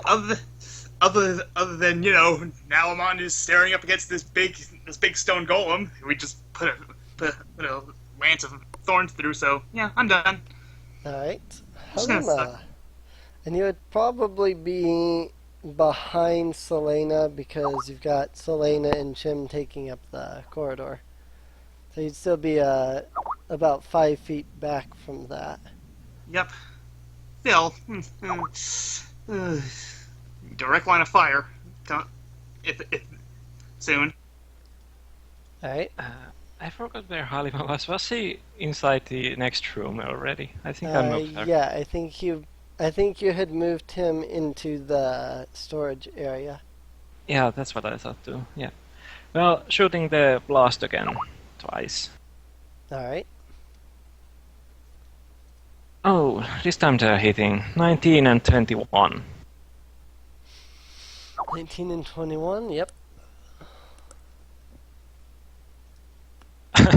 4 damage and 7 damage. 4 Pushback 20 damage. feet. 4 damage and 7 damage. Yeah, the Your first roll was 1. Your first Eldritch Blast strikes the golem in the face.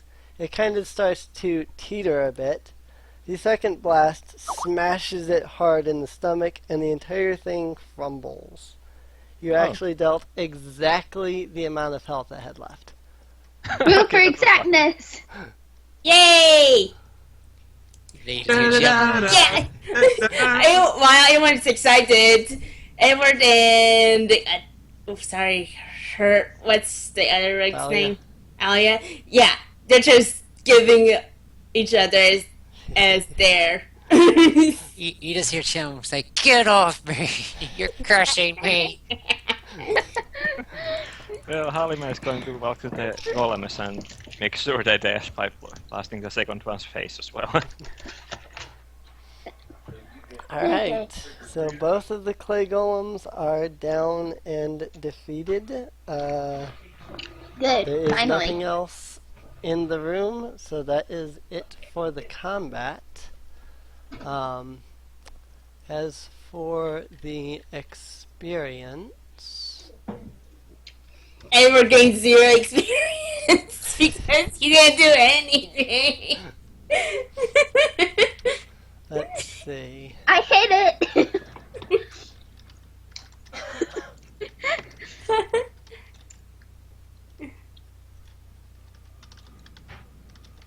No, he should get experience just because he found all that gold. I mean, platinum. All that money. Money, yes.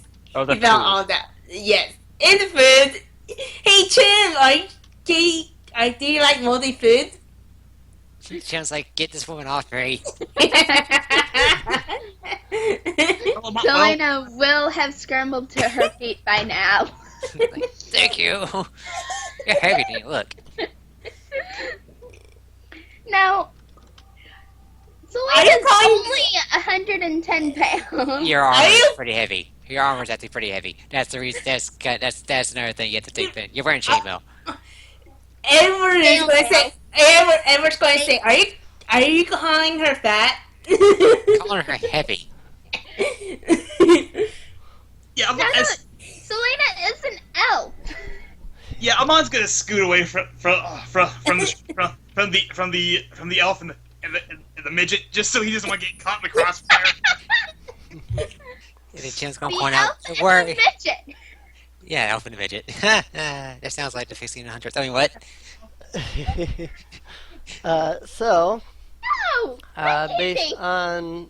based on there being 2 clay golems, based on party amount, etc., etc., everybody got 600 experience for that encounter. I posted the current experience levels into the chat there. Alright. Thalia, having really no use for the scrolls or the manual, is going to return them to Kaliel now that the combat is over.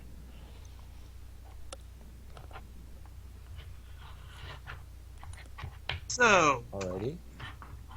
we gonna crack those babes open and see what's inside of them. There's just food and watered down paintings and. Hermione says I'm talking about the scrolls. There. Oh. The thing that we kind of risked our lives for. Oh, okay. I thought you were going on with the crates. Halima is searching the golems. There is nothing in the golems. They're not carrying any gear or anything. Hey, bring back some of that clay.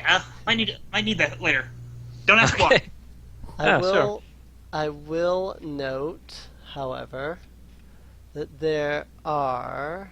Let me double check here. There were 6 drawers. 2 of them you opened. One of I'll them open was the rest. already opened. So that is said. Yeah, I'll the open the rest.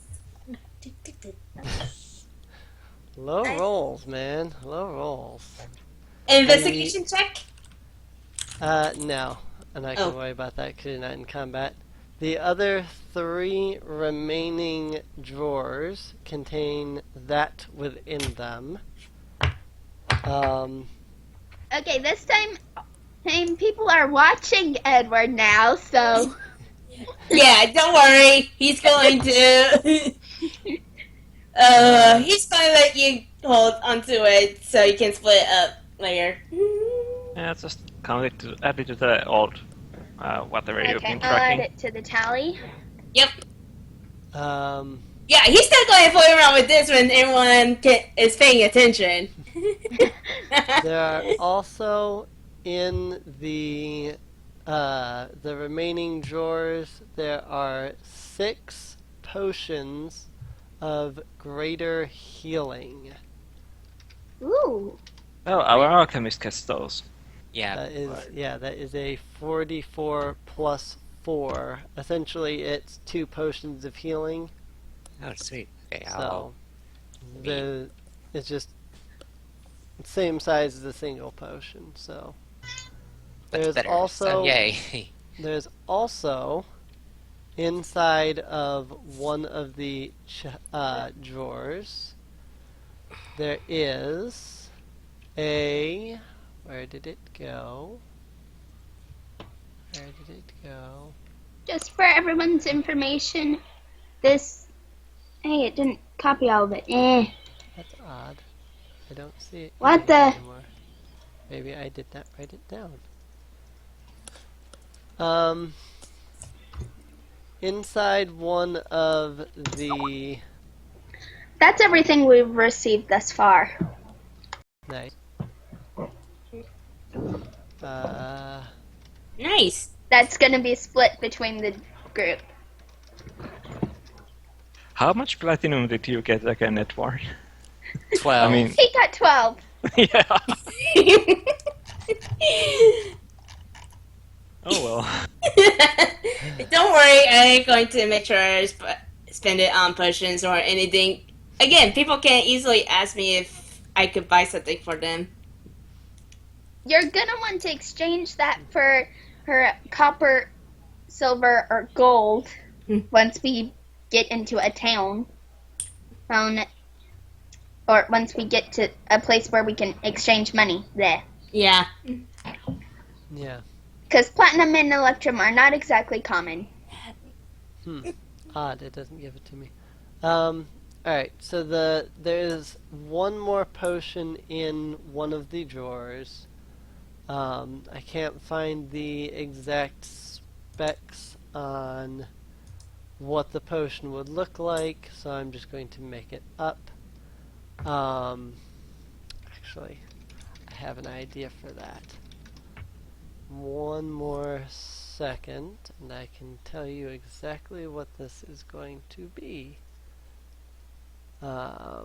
It is a... Yeah, there is a potion inside of one of the drawers that is a thick, dark red liquid. Don't drink it, it's blood. Hey,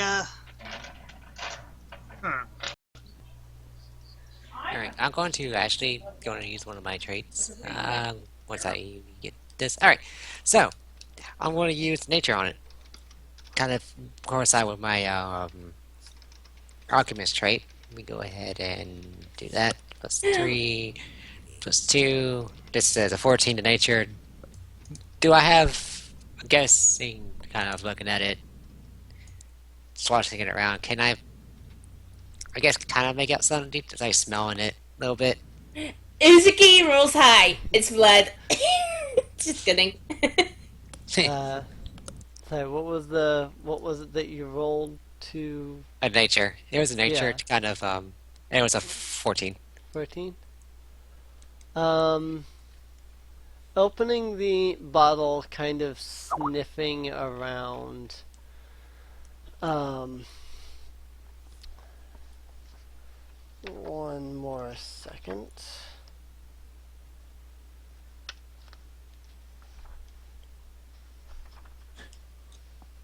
I wonder if this is actually a spell or not.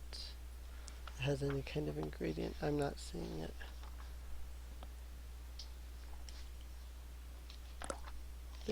Do.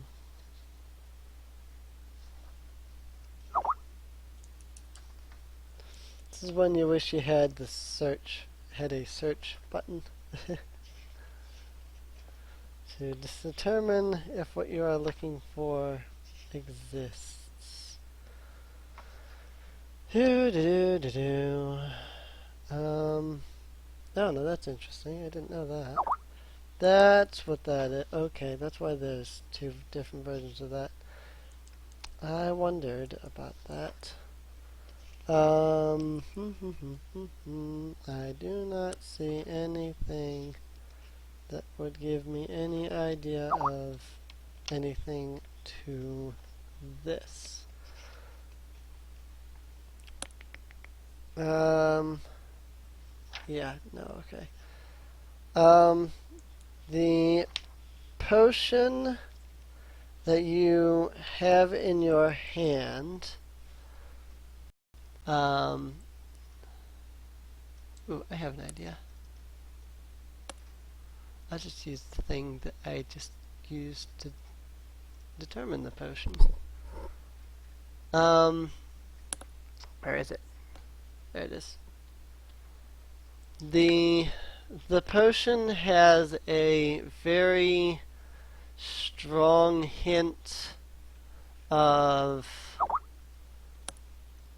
I don't know what to call it, but basically it's a sort of like fire herb type thing.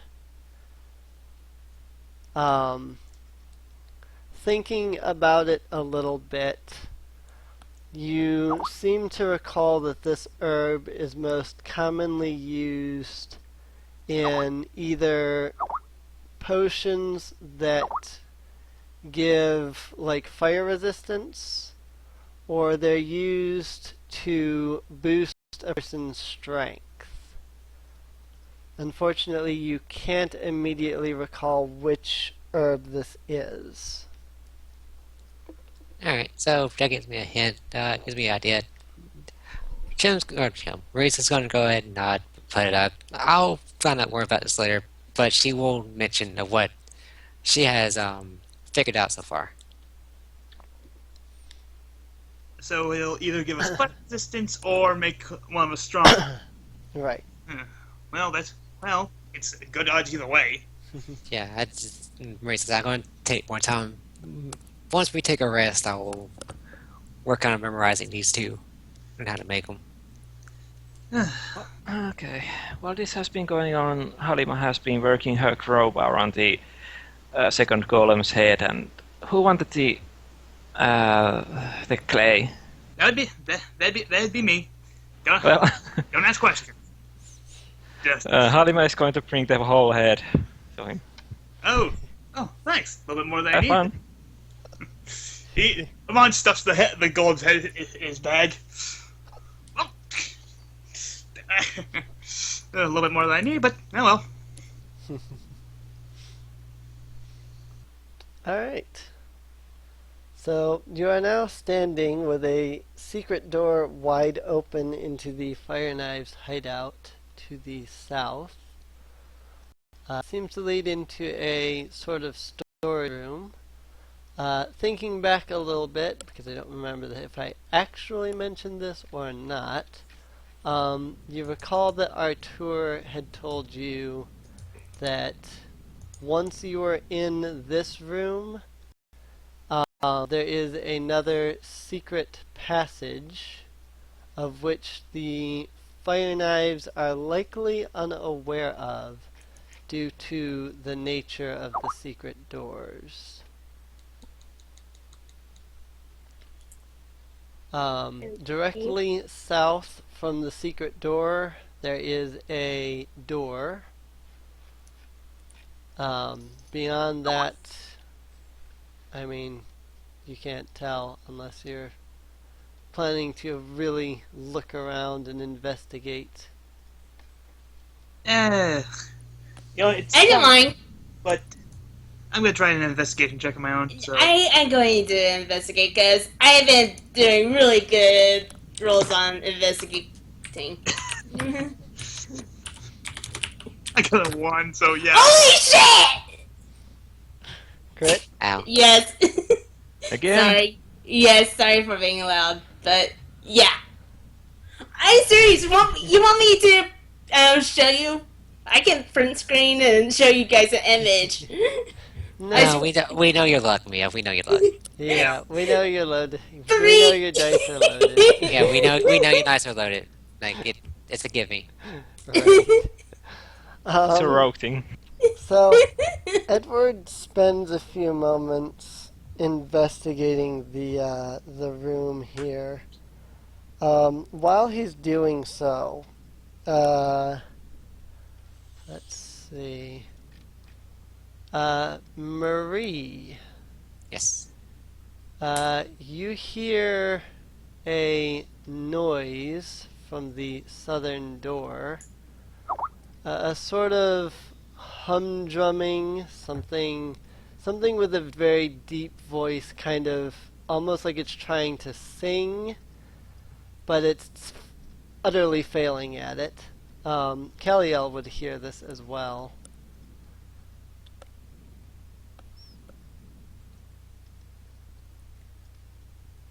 Well, guess Marie's going to point it out. He'll point towards the singing voice while she's busy.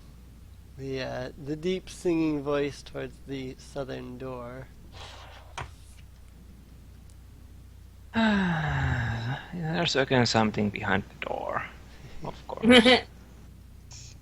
It could be a musical lock. I mean, we could need to sing counterpoint with it to have let us by. She goes, no, I thank don't you. think so. Yeah, she's like, no, thank you. I think Edward can swing better. What?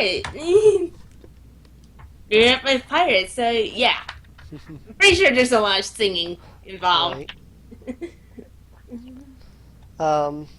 Edward, as you are perusing the southern wall, along the southeastern corner, you seem to notice that the wall is different here. At first it just seems like a difference in like the texture of the wall, until your hand slips over something, you're not entirely sure what, and the entire wall suddenly retracts into the air. Oops. And next thing you know, you see a guy bathing. Oh, god damn it. Oh wow. It should be noted again, this is the southeastern door. You're hearing the singing from the door that was the southeastern wall. The singing was coming from the door in the southwest side. Never mind that. In front of you, Edward, is now a long corridor. The corridor seems to lead on for at least a good 60 feet before it turns off to the west. I know where I'm at. Yeah. Well, I found another door. I say we go that way since there's no singing there. Oh man, no, it would be funny if we started making weird noises on this side and it freaks the dude on the other side out. Who had the thaumaturgy? That'd be me. What do you want me to do? Well, that's not. Somebody cast ghost sound. Oh wait, that's not in this edition.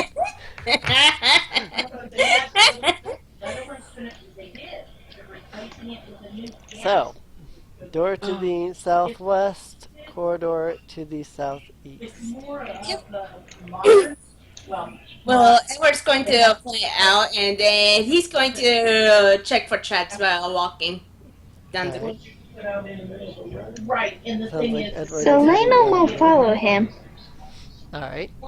Not Halima will come along. So is that another investigations check? Yeah, go ahead and do another investigation check. It's 26, but it's still high. Jeez. So high. You start walking down the corridor, and all of you suddenly realize This corridor is completely different from the storage room. The storage room that you had just been in had been a large, stone brick type room. This entire corridor is completely ebon black. Creepy. I would Is it think we would. Selena will be saying this on. I would believe that we have entered the Fire Knives hideout. I've got a bad feeling about this still. Checking the map, Edward is going to point out that there's multiple ways to actually enter the hideout. So they could basically appear anywhere in the hideout if they wanted to. What? It's true because every black We're door. not saying that it isn't. Okay. We're just not saying anything. Yep. I'm just asking if the corridor is lit or how dark is it? The entire corridor is pitch black. Even Okay, lighting so- it up, it still seems pitch black because the walls are painted a pitch ebon black color. Someone really has no fashion sense or any kind. Interior decoration is awful in here, but Then Chim goes, "Oh, this is my type of place." Can you imagine someone doing that in Minecraft? Just having like obsidian walls? Oh, that would be People creator do. mode. Yeah, that'd be Uh, creator mode. I'm Yeah. going No, it's to. entirely possible to I know get it's that possible. much It just takes. obsidian. It'll just take forever. It'll just Yeah. take- Well, not with a mod pack. Anyway, yeah. Anyway, so back to Anyway. you. Also, it's a lot easier if you just use buckets and lava and water. I'm going to do Yeah. a survival check because we have been in an area that has not been used in a long time. There's a lot of dust on the floor, so I'm going to check basically for tracks to see if this place is dusty too. It's going to be a 9. alright. It is pretty dusty. It doesn't seem like this place has been used really in a long Ah. time. Halima inspired by that is going to do the same check. I think I'd also like to do an Arcana check. That's going to be an 11, just in case. Alright. There doesn't seem to be anything like magical runes or anything around here. Well, the survival is actually crit, so 23. Alright. Pretty much discover the same thing. I mean, it clearly has not been used in who knows how long. At least a year, if not longer. From what you recall Artur mentioning, it's likely that the Fire Knives don't even know that this hallway exists. Well, we are still hidden. They haven't used this hallway either. I agree with that. Yeah, that's what I was trying to point out. Being hidden for as long as we can is the best thing that we can do right now. Could the invisible sorceress check behind the corner? Is this actually on the map? Is this corridor on the map? Yeah, it's on the map. Yeah, if we can see it, then that means it's most likely on the map. Yeah. If you look at the map, on the right side, there's a great big room with like a. With a lot of black doors. Yeah, with like a lot of black doors. There's a long hallway like that. That's the hallway you're in right now. Kaliel. Halima gives her the... what was it? The small stone with the light cantrip cast on it. Okay. So you can check behind the corner better. Yes, we just see a floating light. Yeah, I'm not sure how that would work with invisibility. We just see a But, floating light. It's like I don't need it. I I have dark vision. Okay, I'll keep it then. Right. yeah, most if anyone has a different type of vision besides normal has night vision. I don't have for some reason. Yeah, Halima has absolutely nothing that helps in the dark. Yeah, I have night vision too. I don't know what Chim does. I don't know. I haven't decided on Chim yet. But then again, Chim and Marie share senses. All right. Well, I'll walk around the corner, invisible and silent, see if I see anything. Uh, corridor continues on for several feet. Looks like 60 feet. About 20 feet from the curve, there's another curve that seems to head to the south. Um, Standing where you're at, near the corner there, you seem to notice a small glimmer of light coming from the west wall. Um, like in the first, like before the curve, right just before that, there seems to be a glimmer of light coming through the wall there. Is it 19 like of a crack in the perception. wall? Yeah, it seems kind of like a crack in the wall. Going to All check right. the crack and 19. I haven't reported it back yet. Oh, I thought it Well, was next to us, not yeah, behind the corner. You asked me to go ahead, so I went ahead.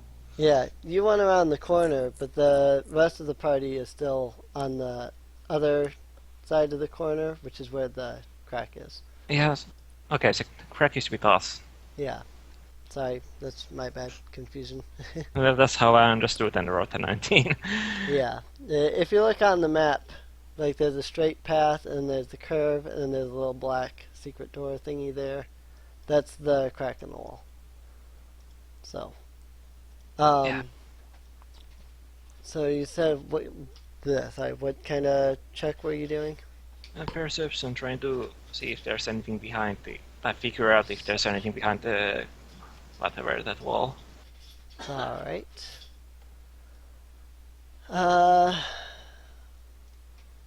You try peering into the crack, but the crack is too small. On the other hand, you can hear a voice on the other side of the wall. The voice seems slightly familiar, as if you've heard it maybe once before. Whoever it is, he's groaning and complaining something about he can't believe he was kidnapped, and that mage should have made sure that he was more safe than that. Okay. I'm just going to point out that there's someone imprisoned in there. I'm gonna do an investigation with a 20. Alright. Investigating the crack in the wall, you notice that there is a small pulley switch in the wall. A quick pull of the little pulley switch would cause the wall to rise, just as Edward accidentally did earlier with the other wall. Okay. Who wants to go in? Hold up. I think this is Amon because he's also hearing voices like, wait, did he say something about the mage making sure he shouldn't have gotten captured, right? Yep. I think that's our body double from when we all got mind controlled. Okay. And if he's complaining, then there's probably no one else in the room, or at least that's a safe bet. Yeah. So, anyone else to break this guy out? Let's see if there's a door. Yeah. There's a door. If we break him out now, then he'll either have to stay in the party, and we don't know his combat abilities, or he'll have to go back through the sewer. Yeah. It So- could be up to him. Yeah. Or he could just wait here until we come back for him. Yeah. Oh well. I was just pitching an idea. I was just pitching an idea out. You can understand my logic, right? Yeah, I don't suppose anyone has a message cantrip. Oh well. I don't. I Right. certainly don't. Ah, crap. If only this guy was a druid, I could use my druid craft.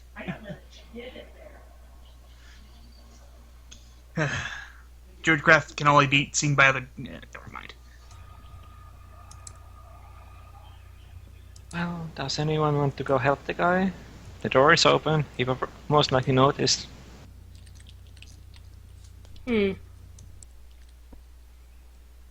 Selena has not opened the door yet, but Yeah, the door is still closed. She just knows Oh, how to okay. I open it. thought you opened it. Yeah. no, not yet. No, I would have described the room and who's in it if you had opened the door. Ah, sorry. You think we should try to talk to him first? I mean, if we can hear him, he could probably hear us. You can go invisible.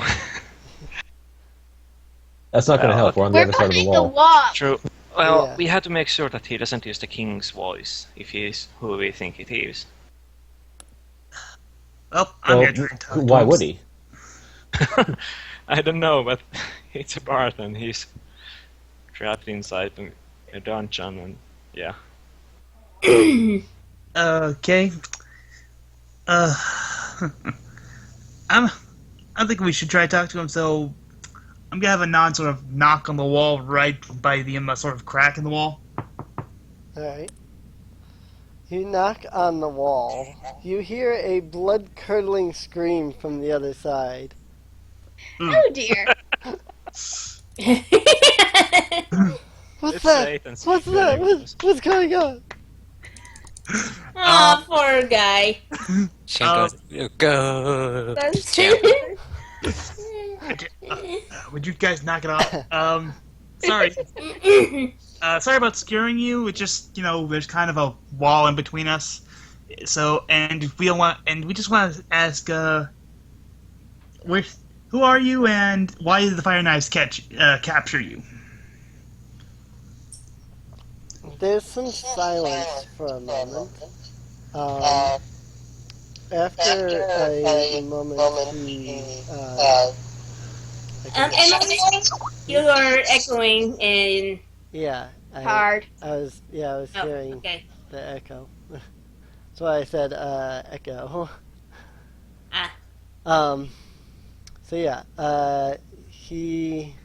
there's a moment of silence, and then he speaks up and he says, "My name is Yogi Wyvern Spur, And brave bard of the realms." what? I thought I was gonna say. I don't know why I thought you were gonna say something else. Oh, I was going to say insight, but it sounded like you know the person already. No, I don't know the person. I thought he's about to say Yogi Bear. I was gonna be like, God damn it, him. No, but he yeah. said Yogi Wyvern Spur, brave bard of the realms. Yeah, going to insight check on that. 24. Yeah, you really didn't need to insight too much because his voice is quaking as he's saying this. What? Oh, I didn't need to insight check. Yeah, you really like the DC for that would have been like 5 at most Oh. because his voice is like quaking and breaking as he's saying this. He tries to sound brave, but he's clearly scared out of his wits. Plus, I mean, come on, you just heard him insight give out a on the name blood-scattering is scream. like, is he trying to hide? Lie about his name or something? Doesn't seem to be. Okay. He just seems But- afraid. Okay. Okay, Mr. Wyvernstone. This brings me to my second question. Why did the Fire Knives sort of imprison you? Why indeed? That's what he says. Sweat drop. I was just minding my own business after that wizard took me to this little hut. He said, "Stay here, you'll be safe." The next thing I know, the guards outside are paralyzed, and there's 5 guys in red leather armor surrounding me. I tried my hardest, of course, to fight them off, but no. Did you at least kill one of them? Okay. Okay, so the bard put you. Okay, So you're definitely a target of the fire knives. That's good. That's good to know. Can you tell us a little bit more about he's like, hold up. It's okay. It wasn't who I thought it was, but it's just some bard. What you think we should tell him the plan, or whether we should have him cause a distraction later, or what? I'm not sure. If we try having him cause a distraction, he probably would be killed. Who knows? Well, eh. Well, oh yeah. Well, it doesn't. Well, it takes you need to break a few eggs to make an omelet. You wouldn't mind about him dying, then. Even though he's a prisoner here already.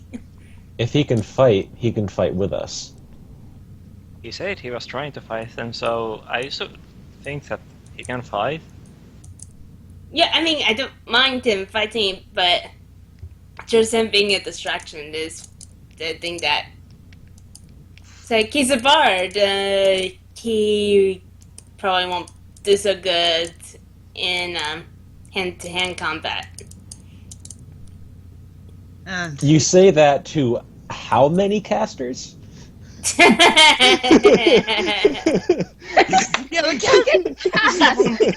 like Like, among these, only Tim and I are the ones who do melee.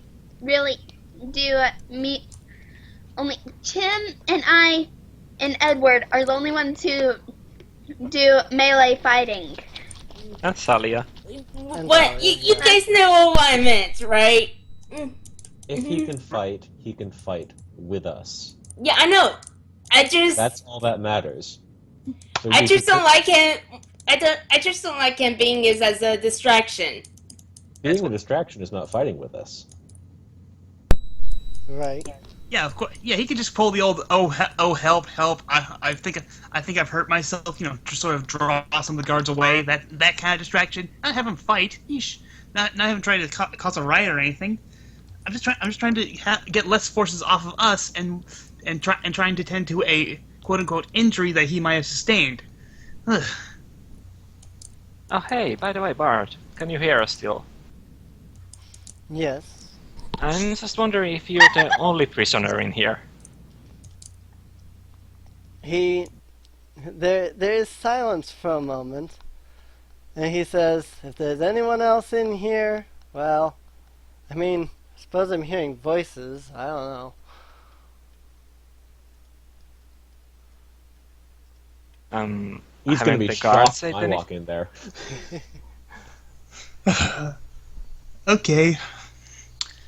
Well, that gives us to that gives us back to our first step. Well, we know it's not the person who can accidentally mind control us. So yeah, there's that. So Mr. Wyvernstone, would you like to get out of that jail cell?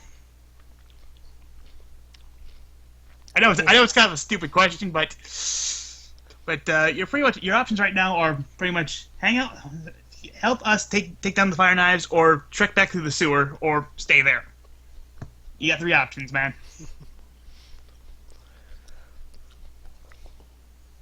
There's another silence for a moment. He says, really? I mean, escape from this prison or stay here? Gee, I wonder if there's really any...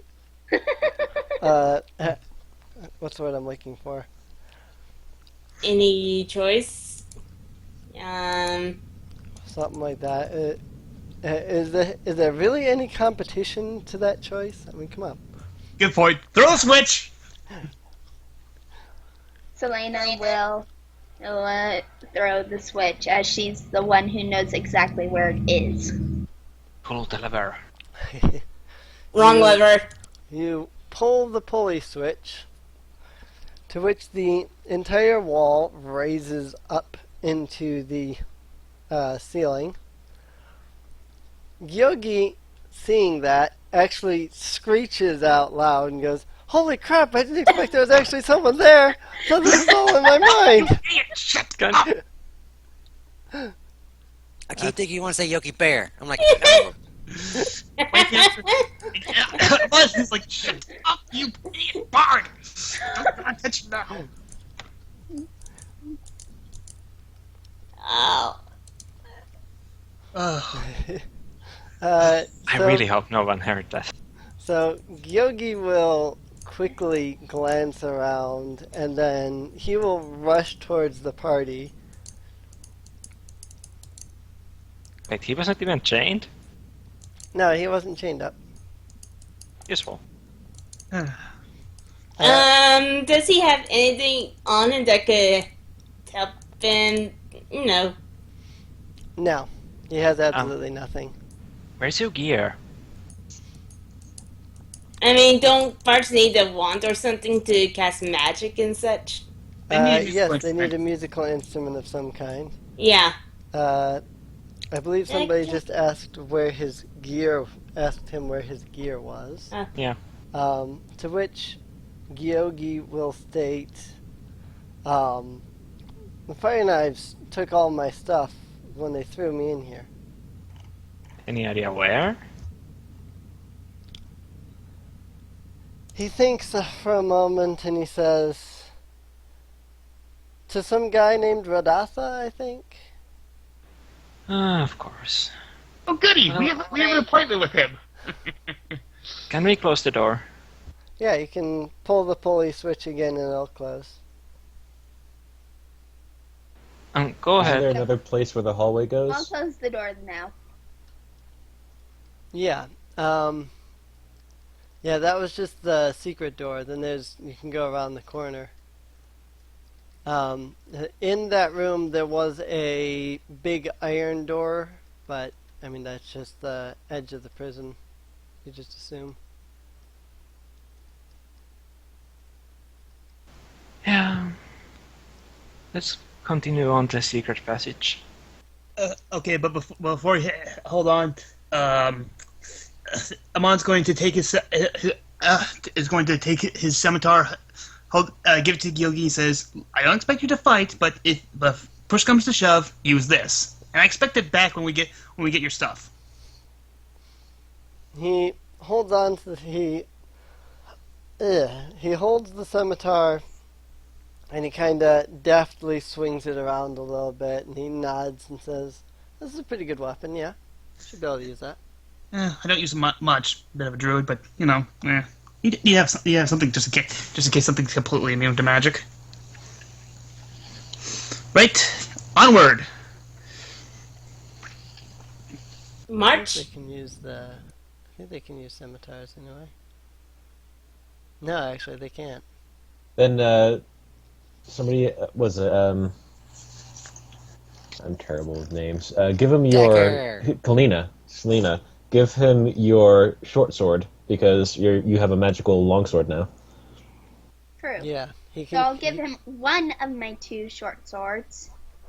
All right. Gyogi is much happier with the short sword. Does anyone have a spare ranged weapon, like a bow or something? No. Oh, I do have a light crossbow that I never use. Selena only has her longbow, which she will on occasion use. Yeah, But, so I but, think I do also occasionally use my light crossbow, but if you're pretty much Eldritch Bolt or Eldritch Yeah. Blast, so Yeah. Oh, That hand crossbow. light crossbow. That's something completely different than Regular. I think it's a regular crossbow. Yeah, I'm looking it up because there's hand crossbow and heavy crossbow. There's a 1d6 light crossbow or is a simple 1d10. weapon. Yeah. Light crossbow. Is it? Oh, okay. Yeah, I see it there. Yeah, then you could use that. Well, I don't know. Gives a crossbow from my back. It's never been used, and the bolts are. What is it called? The quiver is full of bullets. Selena will be expecting her short sword back. Can't he have both?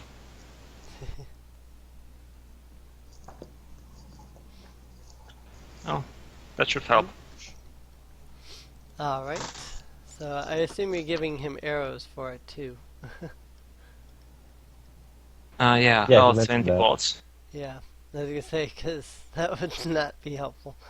Um, but yeah, I figured that probably went without saying that you gave him the bolts too.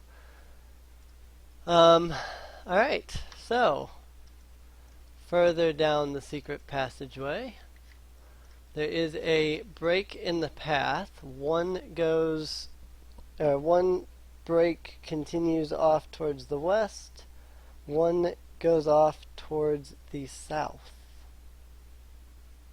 Hey, this is on the map. Which Yes, way it do is. we want to use? The south one looks How like about it's a we back way. how about we hand the map to Gyogi and ask him if he can tell us anything about the inside of the place? All right. You hand him the map, and he looks at the map and says, "Where'd you get this thing? None of this is even right."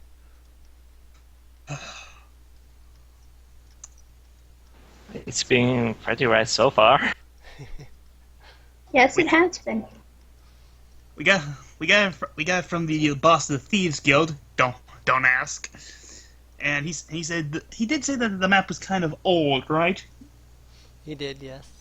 Yeah, he kind of said that the map was old, so it might be a little bit inaccurate. A little bit inaccurate. Well, I've only seen some of this place, but I can tell you, he points to the southern secret door, and he says, "There's 3 rooms that aren't even on your map that are right here. As soon as you go through that secret door, turn to your right, and there's going to be a doorway there. I heard some kind of wizard is there." He then stares at the map for a second and he goes, "Wait a minute." He steps down the south path about maybe 5 or 10 feet ish. Then he turns to the west and he points at a few cracks in the wall that are shining out light and he says, "I think this is the holding cell where the princess is." Hey, that was easy. So Selena will follow him and do an investigation check around there. That's not going to be very good with a 4. Well, Edward will do the same.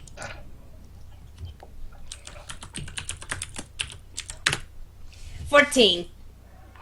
Alright. Not better than a 4. Yes, 10 more. Interestingly enough, all of the mechanics to the secret doors are pretty much clearly visible on this side of the door. So even the 4 actually would have found it. Oh! Once again, there is another pulley switch. You think we should alert the princess that that we're about to open that we're here to rescue her? Hero, secret passage, yada yada yada. Before instead of just immediately throwing open the door. I was about to say the same thing.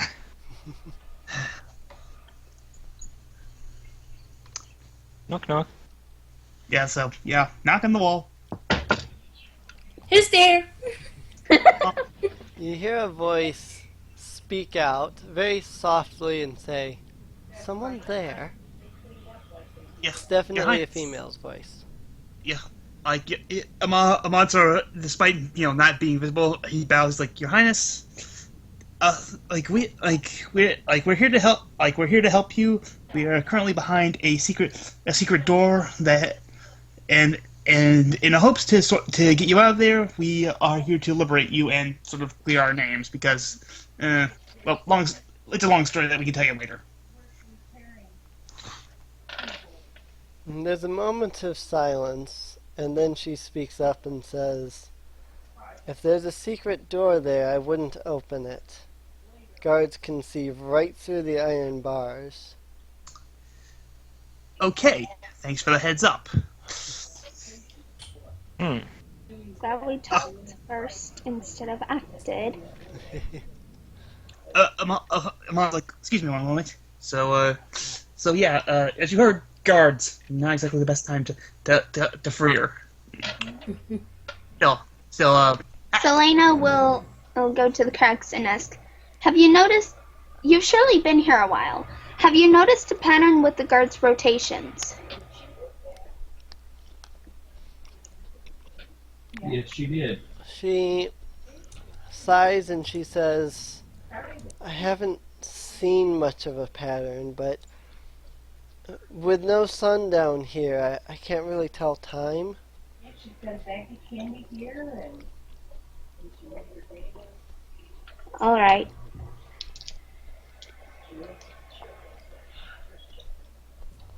We maybe there's another way to enter the dungeons, and we can escape through that hidden secret door, and they wouldn't tell. I'm just wondering if I can use Blink to bring anyone with me.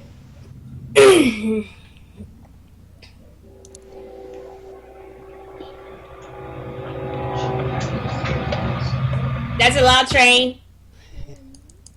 Sorry. It's alright. I'm not exactly sure how this works. What spell are you looking up? Blink. Blink. Does that allow you to teleport someone else?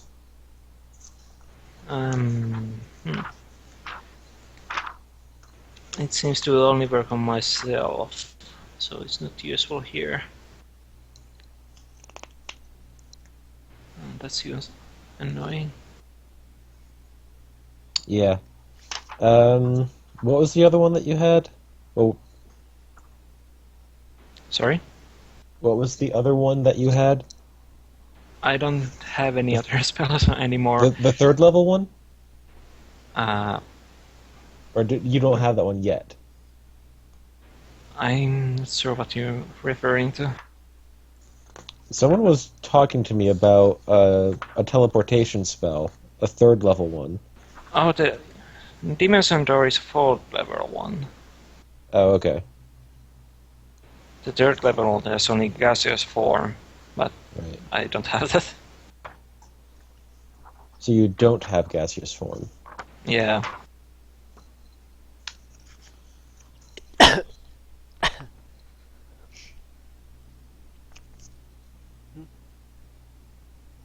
And there's no way you can get it? Not without leveling up.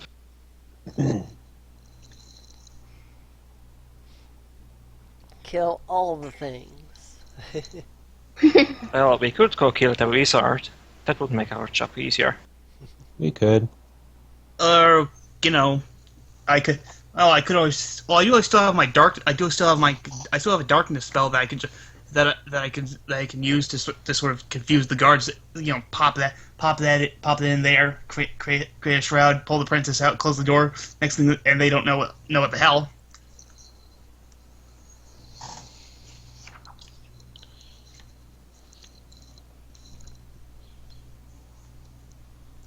Yeah, I'm still. I just thought.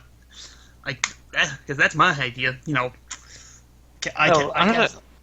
Another thing that I could do is, if we can reach her through the tiny hole, I could cast invisibility on her and wait until the guards leave. Yeah. Or I could even push that ring of invisibility through, one of the cracks. Yeah. That would work. But if she disappeared, I think that would be also bad. Because either way, they're going to see her not be there. Yeah, they're going to check the room, see what happened, and then maybe leave. But again, Yeah, if the alert really will be search- raised. Yeah, They won't. They might not know that we're there, but the alert will be raised. They might check the cell that the bard was in, and they're definitely going to know something's up. Yeah. Bugger. Of course, we already have the bard. Uh-huh. But at least if the princess is there, she'll be safe. They're probably not going to do anything to her if she's still in her cell and everything's kosher. So yeah, we probably should try to take out Radatha and the wizard and, defeat the Fire Knives and come back here. There seems to be a way into the guard room on the map. There is, yeah. I mean, yeah, I mean your characters could see that there seems to be a door there, based on what you understand of the map and everything. So if we can surprise and take them out fast enough, I guess no alarm would be raised, but I would rather have the wizard out of the picture first. So our plan is take care of the wizard, take care of the guards, or get the princess out of here. Then go after Riatha, or some combination of some combination of take the wizard out first, then the other three. But there is a problem that we haven't thought of. If we take out the wizard, it'll cause alarm, and they might actually go to the princess and take her away somewhere. Yeah, that is another. Where are they going to take her, though? This is their holding cell. The only thing that they could do is, try holding her hostage, but that's a long shot. They really wouldn't know that we're here to rescue her, especially if, they go to find her and she's still in her cell. Clearly, we failed at rescuing her, or that's not our option. That's not our mission. Yeah, most likely the guard room will just get more guards. Right. Yeah, I think what we should try to do is take out Radatha, because he's the leader. Once he's gone, It will fall apart. pretty much cut off the head. And even if they still fight, then we'll just fight them. We'll try to tell them we don't want to hurt you. We just want what we came for. And then, you can do whatever the hell you want. Frankly, I don't care if the fire knives continue being fire knives. We defeated the person who, has the Azure Bond thing. We got the princess back. Mm-hmm. That's it. Yeah, I can't think of anything else. So yeah, we just do whatever the hell you guys want. We're not here to fight you anymore. So yeah, let's try to take out Radatha. Radatha was the rogue, so first we go through the wizard and then try to find him, I guess. Yeah, if we have to go through anything else in order to get there, then that's what we have to do. All right. Still, mark on our in character monthly. Like, okay.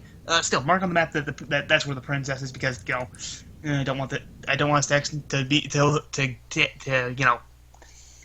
get all this other stuff done and forget where she is. So eh.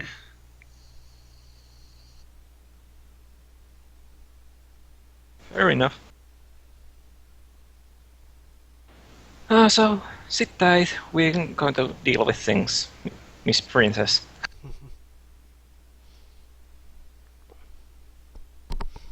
Alrighty. I suppose the south door is next. Should we investigate?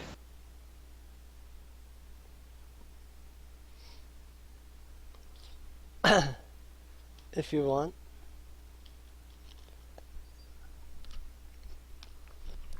As I'm not hearing any objections, so. Yep. So investigate. Check. Halima doesn't hear anything behind me for a lot of 9.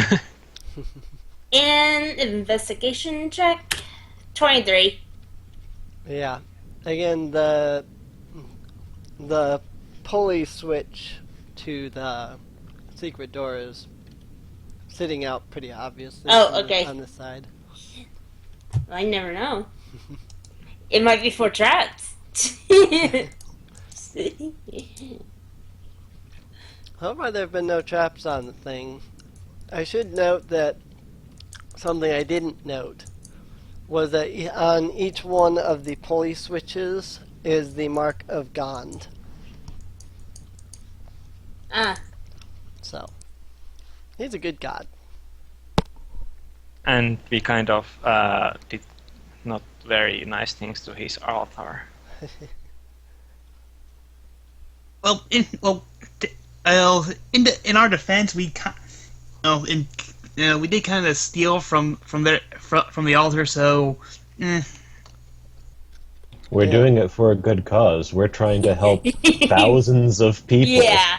Right. If Including Gond his is going to thieves. complain that we took a book from an altar, let him. I can tell you right now, Kaliel isn't going to care. Right.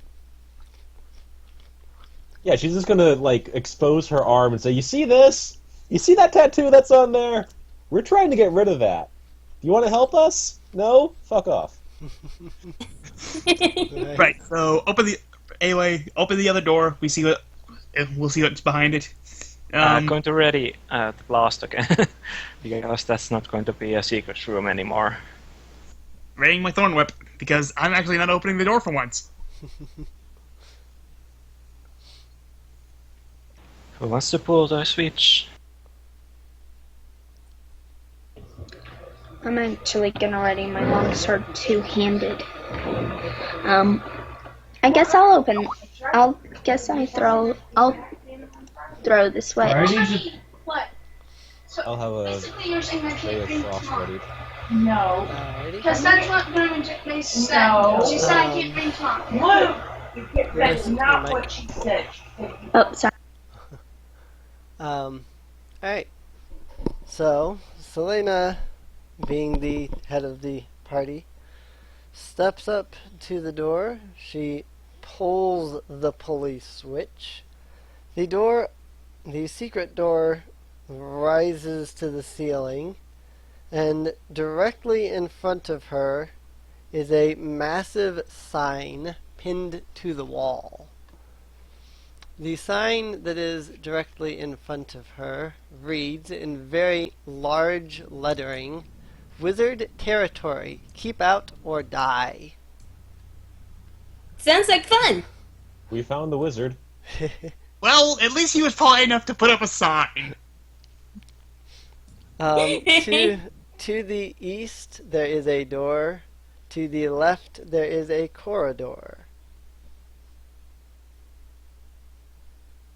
Ah, do we want to open the eastern door? Or at least investigate it? Sure. Go ahead. Door. You're a lucky investigator. Yep. Investigate. Perception, investigate. Yeah. Mhm. Yep. That's 16 perception. You hear nothing behind the door. And Also 16 do- for investigation. 23 Arcana check. Alright. The door is wizard locked. Darn it, wizard blocked. What's that? What's wizard locked mean? It means that it can only be opened through like a knock spell or something of that nature. Step aside. Oh, something like that. Or if the magic was dispelled, right? Something like that, yes. So, you think this is worth? Hey, Eamon, go use your door opening spell. I like my spell. My spell only works on unlocked doors.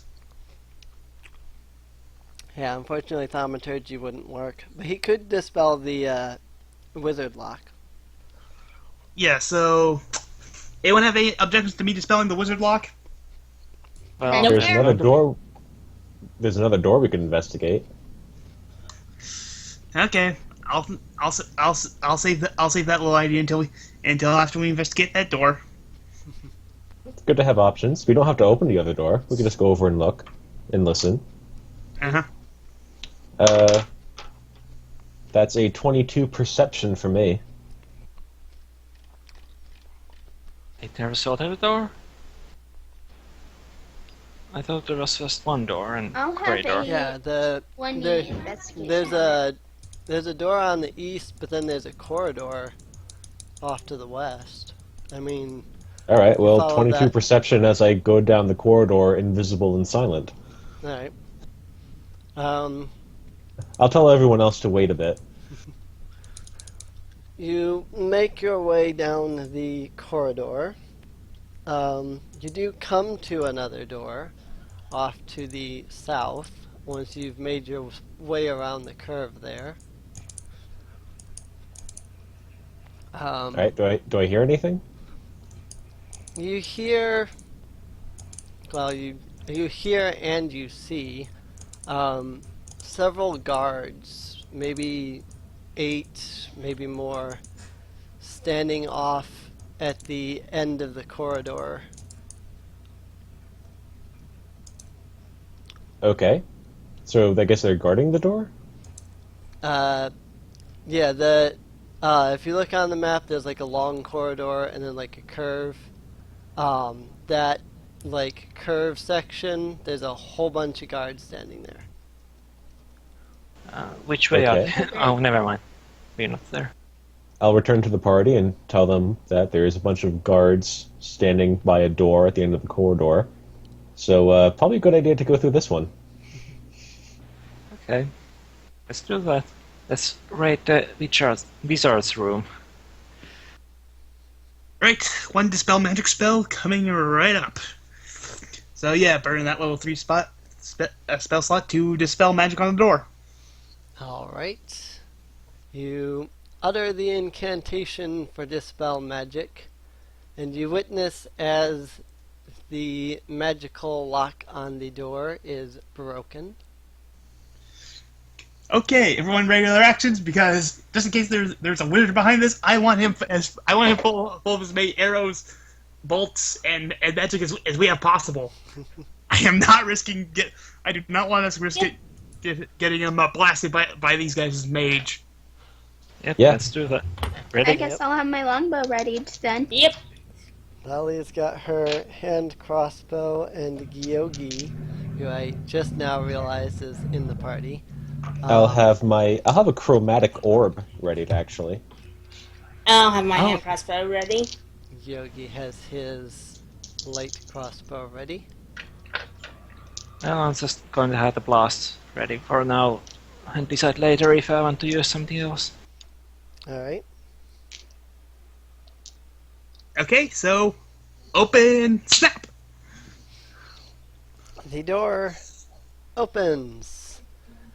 When the door opens, a stack of books gets knocked over by the door. The room inside is filled with books scattered everywhere. There Suck a seems wizard. to be an eerie quiet as you see nothing inside of the room. Insight. And Let's go. the illusion and such. That would be perception, not insight. Oh, perception. Okay. Well, I'm not. Okay. I rolled for perception. I got a 5. I rolled a 1. Not perceptive, are you? 15. Wow, that's kind of weird. Wow, how do you always get 10 more than me? I don't know. Right? 25. Nice, nice. You got 10 more than me. That's funny. 20 more than me. 5, So 10, I think so. I'm good. 5, 15, 25. That's funny. Kaliel, looking into the room, it almost seems like some kind of battle occurred here. There's books, desks, all kinds of things tossed around, thrown around, scorched. Something is definitely wrong. Do I see anything alive? Any bodies? There are no bodies or anything else that you can see.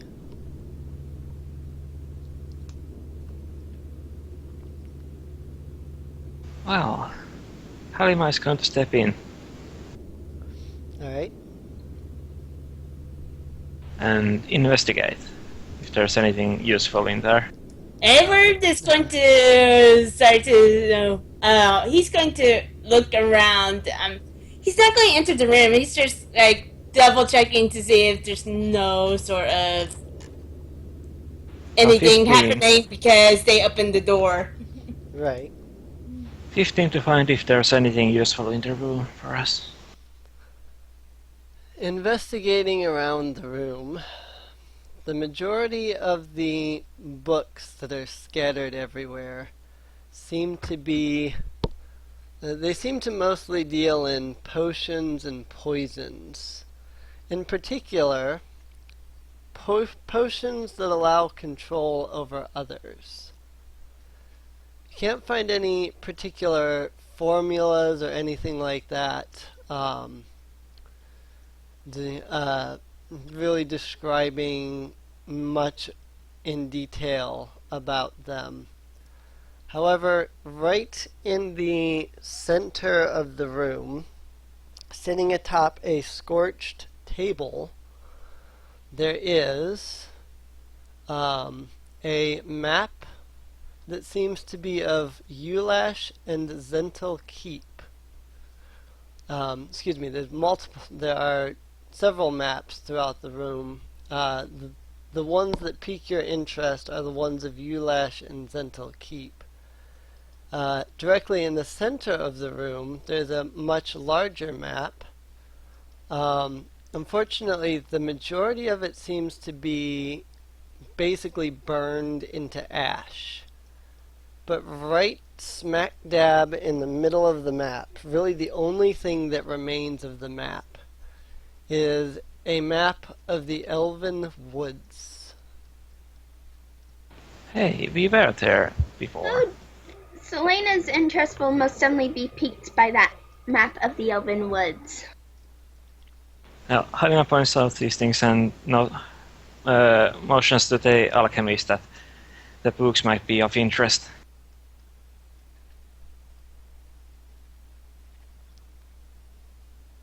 And yoink. Like when I said that, yeah. Alrighty. Out of curiosity, I just remember this. Those 4 scrolls that we got, what were they of? They are scrolls of lesser restoration.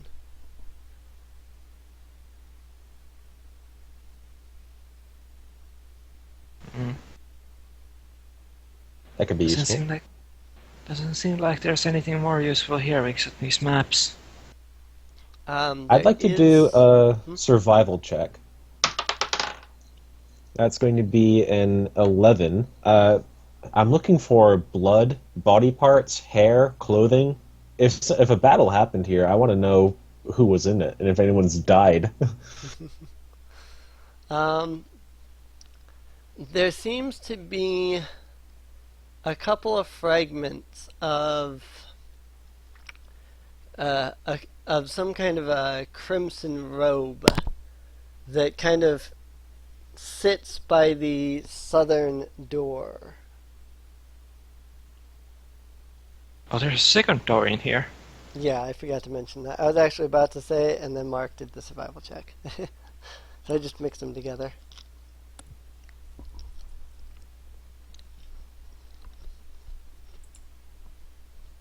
Well, if anyone has anything they want here, we might as well check the door to the south. I'm going to turn to Gyogi. Have you heard anything recently? It looks like there's a battle here.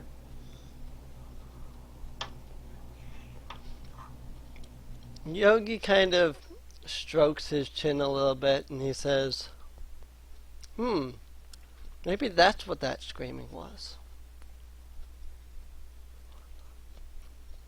Any more information would be helpful. He shrugs and says, I heard screaming.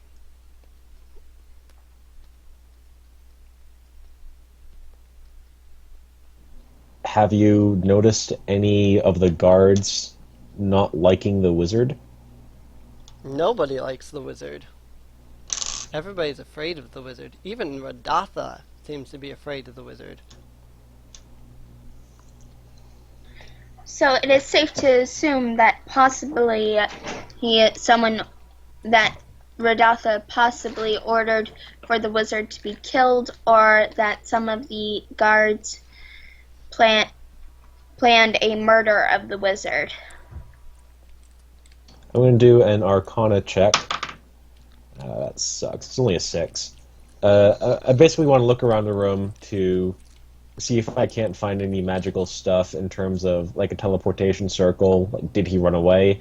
Uh, Maybe robes that are cut off that have magical runes, that sort of thing. I want to know if the wizard either died or fled. Uh, it looks like he most likely fled through the southern door. The the scorched like ash and things don't seem like they were naturally burned. It's almost like some kind of magical flame went through the library. Yeah. So, yeah, and if the fire knives are having problems with their wizard, the wizard is not our enemy. Sounds like I that, yeah. I say we look at the map and try to figure out where Radatha might be, and then go in that direction. Okay. Does And Georgi have Georgi any can help. ideas? Hmm?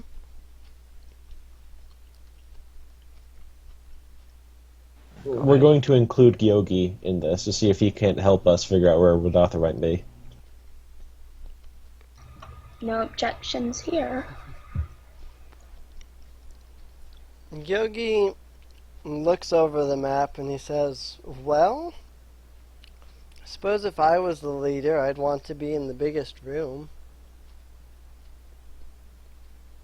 And that's the southwestern room. Yep. With the With all like the 8 to guards. 10 guards. Of course, it's the room with all the guards.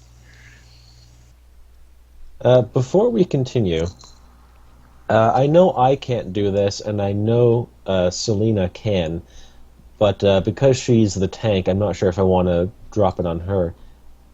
For any of the other casters, can you cast Silence? Is that a spell in your class list? Let me double check. Because I can't. What I level can't. spell is it?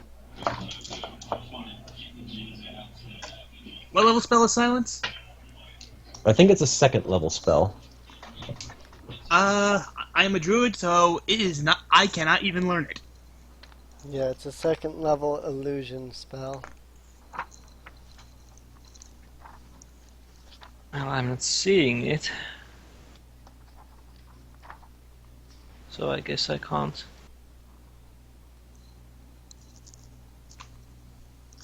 Hmm. It doesn't even look like wizards can cast silence. Yeah, I was just looking at that. That is kind of weird. Unless it's not a second level. No, I just looked it up. It said it was a second level illusion Okay. spell. Yeah, rangers can cast it. Yeah, rangers seem But I to don't be- have it.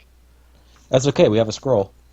Yeah, rangers. The point seem is to that be rangers and bards can do it. Let's give it to that guy. Ooh, Georgi can do it. Yogi. Well, Well, Well, do we trust him What enough? do you exactly want the person with the scroll of silence to do? To cast it. If you don't And have then it do as what? if you don't have it as your class list, then you either can't cast it or you have to make a roll in order to cast it, and that roll might fail. But if you have the scroll and it's in your class list, you just do it. You read the scroll and you cast the spell. The reason we want to cast it is Radatha can command us. And if he can do that using just his voice, then we have to silence him so that he can't. Okay. So So because you seem to it be would the be only best if someone who was invisible to go do this. one, I can't. That's why I'm asking the question. Okay. Well, you Yeah. could give the I could boots and do the it. ring. The only thing you need to do is basically have the scroll on hand, and as soon as we find Radatha, you cast it. From then on, you do whatever the hell you need to do. I can do that. But just saying him, I think it would be better for the bar to do it because if you if How what's much his do we name? trust the bard? True. That is a good I have question. 2 actions, so I can cast it and attack in the same turn. Yeah. You could, yeah. Yeah, she could. Okay. Conceivably, she could ready the silent scroll. Yeah, that's what I said. Yeah, so she could use it before, even the combat starts. As soon as you see Radatha, bam, silence spell goes up. It means that she'd be unable to, ready anything else. So she wouldn't be able to ready getting in there and attacking or whatnot. But that's Um, fine, yeah, because it's more important that he doesn't command us. right. It is important to note that silence doesn't just affect one person, it affects everything in a 20-foot radius sphere. So, you would want to be sure when casting silence that you direct it in such a way that any casters aren't going to be inside of the bubble. But, Yeah. So I'm definitely going to be in the front, and all the casters at least 10 feet behind me. Well, at any rate, Kaliel is going to give the scroll to you, and even if things don't go to plan, just remember that you have it, and when we run into Radatha, use it, however right. you need to. The spell Okay. has 120 feet of range, so you don't have to worry too much. Right. It's 120 feet of range and it's a 20-foot radius. If Radatha was in that large room, if you dropped that spell directly in the center of the room, it would silence him no matter where he was in the room because that's a 40 by 40 foot room. With a 20-foot radius, that's a 40-foot, Okay. circle. The map says it looks like 50 by 50. No, it's only a 4 by 4 square. Oh, okay. But would it only affect casters who are currently in the room, or would it affect them as soon as they stepped into the room? It's It an area of effect that lasts until the spell goes away. So if you step Yeah. into it, then you're silenced. If you step out of it, you're fine. Right. Okay. Which means that you'd have to be sure that Radatha doesn't get out of the room. But, That's what pushback is for. right. And slow. And slow.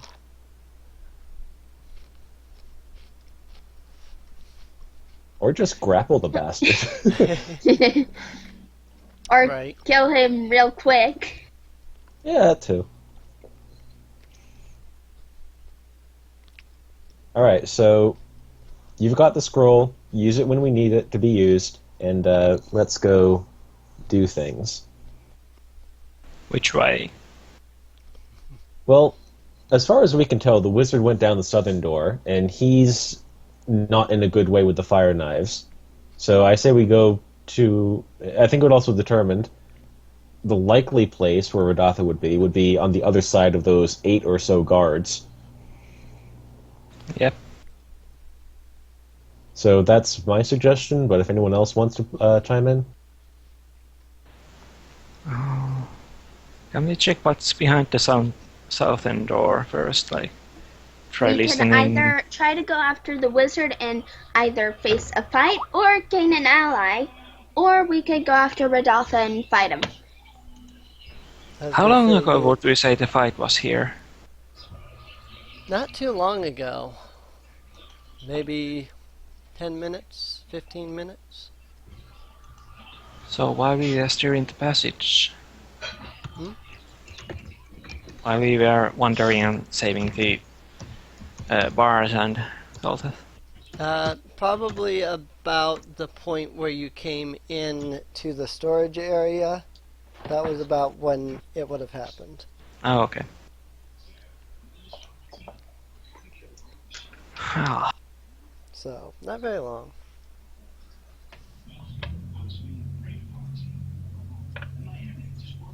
we could at least open the southern door and see if it goes anywhere far. It's up to you.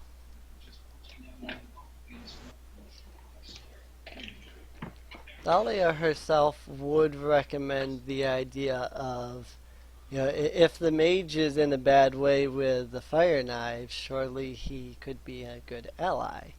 But at the same time, I mean, that also may sound more like Yeah. the DM trying to push you in a certain way than a, character saying something. So that's why I haven't Well, said Selena anything. has mentioned it first, so Yeah. To that, Thalia would agree on. So, does somebody want to open the southern door? Roll the 12 on perception to hear anything behind it. You hear nothing behind it. Well, if Edward could at least check the door and... Yep.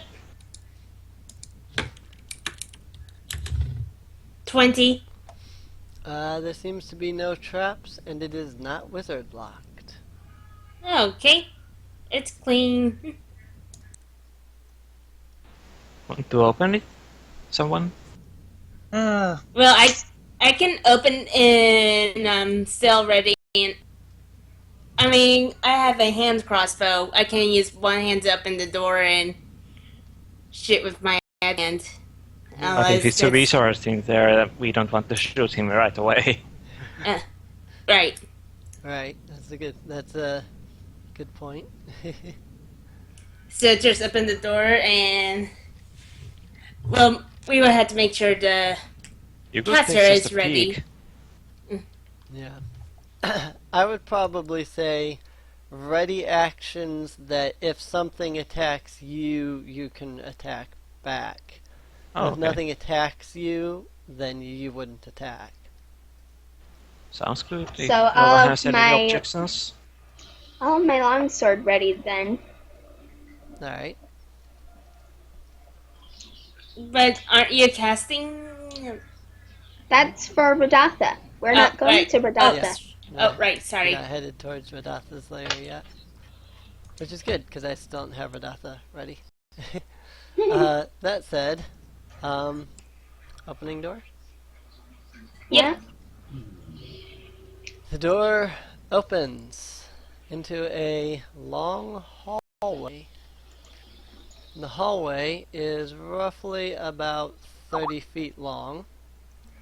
About 20 feet into the hallway, there is another door off to the west. And at the end of the corridor, there is a door in front of you. Well, might as well just go after Radatha then, if that is going to split and go on and on.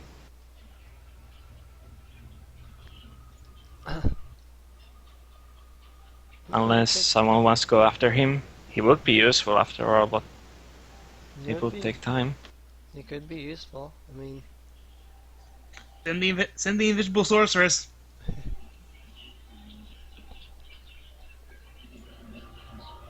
Well, To investigate? yeah, that's our usual MO. Open door. If there's nothing immediately there, send the person that can go invisible and has silence. 13 perception. alright. Listening at both of the doors, you don't hear anything. It just seems oddly eerie that there's no noise in this area. Alright, while I'm here, I'll also do an investigation. That's a 15. Alright. Neither of the doors seem to be locked. In fact, the southern door almost seems like it was closed in a hurry, and so it's not entirely shut properly.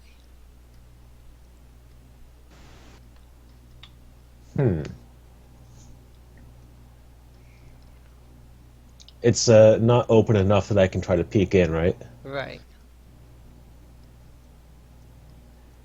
Alright, I'm going to go back to the party and report to them. Well, sounds like the wizard went south. Was it the south door? Yes, the south door. Sounds like that's the way wizard went.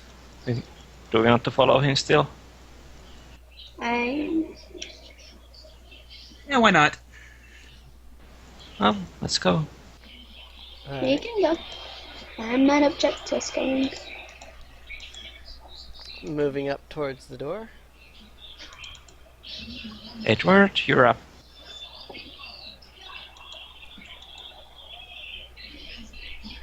Edward, BRB. Yeah. There was an investigation already done on the door. That's how you figured out the Oh, door was oh, partially right, open. right. Well, And thaumaturgy open snap. All right. The door opens into what you assume may have at one point been some kind of lab. Glancing into the room, you can see that the room kind of curves in. Basically, there's like a 20 foot by 20 foot square room, and then like on the bottom, like the southeastern portion of that, there's like a little 5 foot alcove, which is where the door is. Looking in, you notice that this place has been completely and utterly destroyed. There are potions that have been scattered everywhere, flasks completely shattered apart. It looks like either some kind of experiment went completely wrong, or something terrible happened here. Jeez, this place looks like an orc went through here. roll to Don't- 17 on perception to check Don't if the wizard jinx has. it. Don't jinx it. It's entirely possible that one did. Looking around the room, perceiving what you can, you notice that, again, everything seems to have been basically reduced to ash. There's, glass everywhere, and what glass didn't just get smashed has just been completely and utterly destroyed. What really worries you is lying on the ground, face up, clenching his charred robes with a face twisted into an expression of pure fear, is a mage dressed in red robes. Guys, we found the mage, but he's come down with a small case of death. Does he have a Oh, tattoo great. on his arm? He does not have a tattoo on his arm. Wow, I guess someone needs to loot the body. I am going to regret saying this, but I am going to step into the lab and check to see what the wizard had on him. Maybe he has something useful that we can use against Radatha. Oh God, this. Ugh. Examining the wizard's body. First you notice that he's dressed in red robes that are covered in runes. You would assume these to be some kind of magical robe, but whatever magic they had is lost at this point. The robes are just too beaten and tattered. You can barely, make scraps of them. However, clenched tightly in his right hand is a scrap of paper that seems almost like it was ripped from a book. Hello, what do we have here? I'm going to try and wrench his hand open and see what's written on the piece of paper. Alright. Hang on.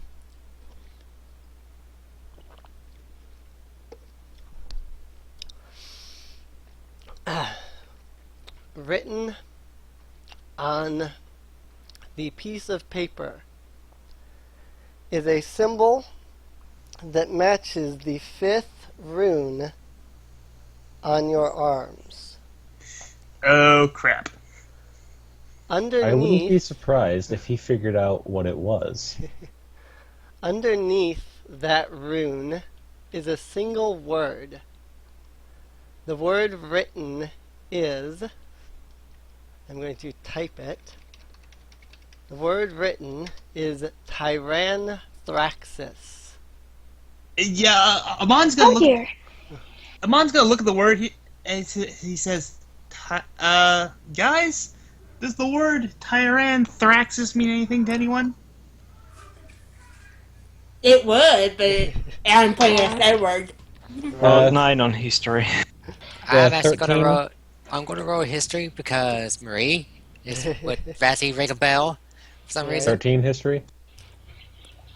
But yeah, if I was playing as Okay, Hollow, it would. 23 23. history. Marie! You hear the word Tyranthraxis and begin to freak out. You remember your mother's tales of having dealt with the flamed one, Tyranthraxis.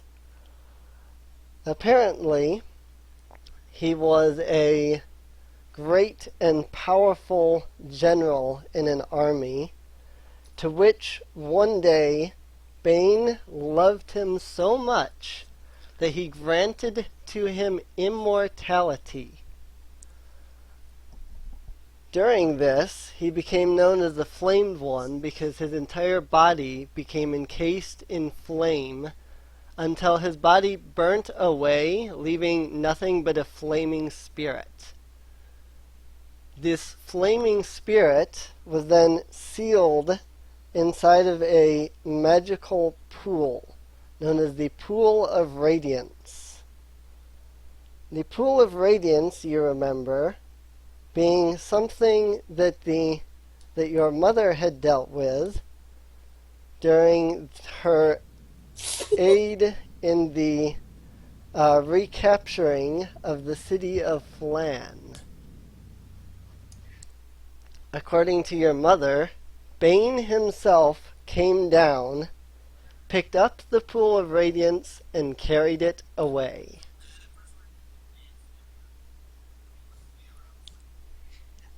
Well, bye. Tell that to the party. So, I'm guessing by the way he has just the 5th symbol and this name, it might represent this guy. So, on a scale of 1 to 10, how screwed are we? Probably 10. Jim just raises our hand. Mother, Master Beater, bait him. We can do it. That was actually in character, so Right. you And know. Jim actually says that too. Mistress beat him, so we can do it. An irate harpy beat him. That was hilarious. Still, this sounds like we're dealing with some seriously bad magic here. So, And that harpy beats a paladin. Will explode him. oh well, at least we now have a clue to what or know what the 5th symbol is. I'm still not completely sure this is what it means, but at least we have a clue now. Anyone else want to check? Anyone else want to check around this place for anything useful? Does the wizard have any wands or rings or anything else of the sort? Let me get back to checking for that. So, but yeah, Emily, does he? Double checking real fast.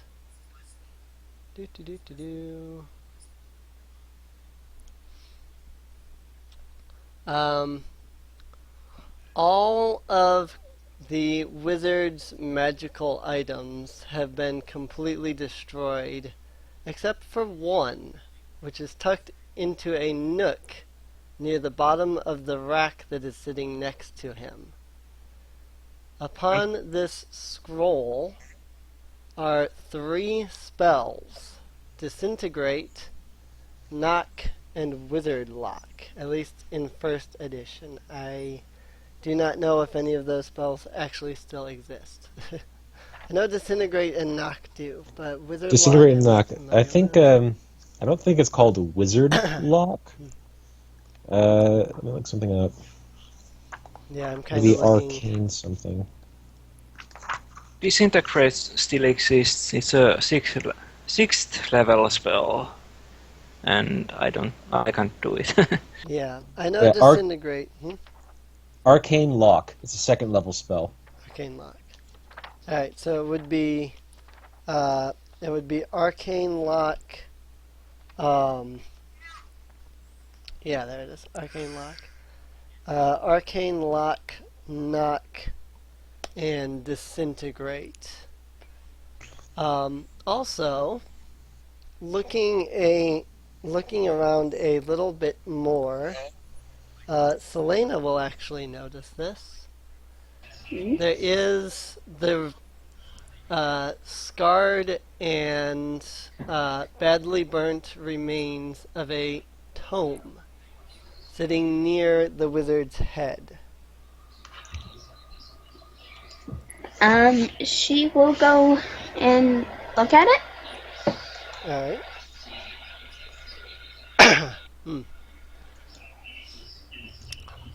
Flipping through the tome, you discover that the tome is a. Sorry.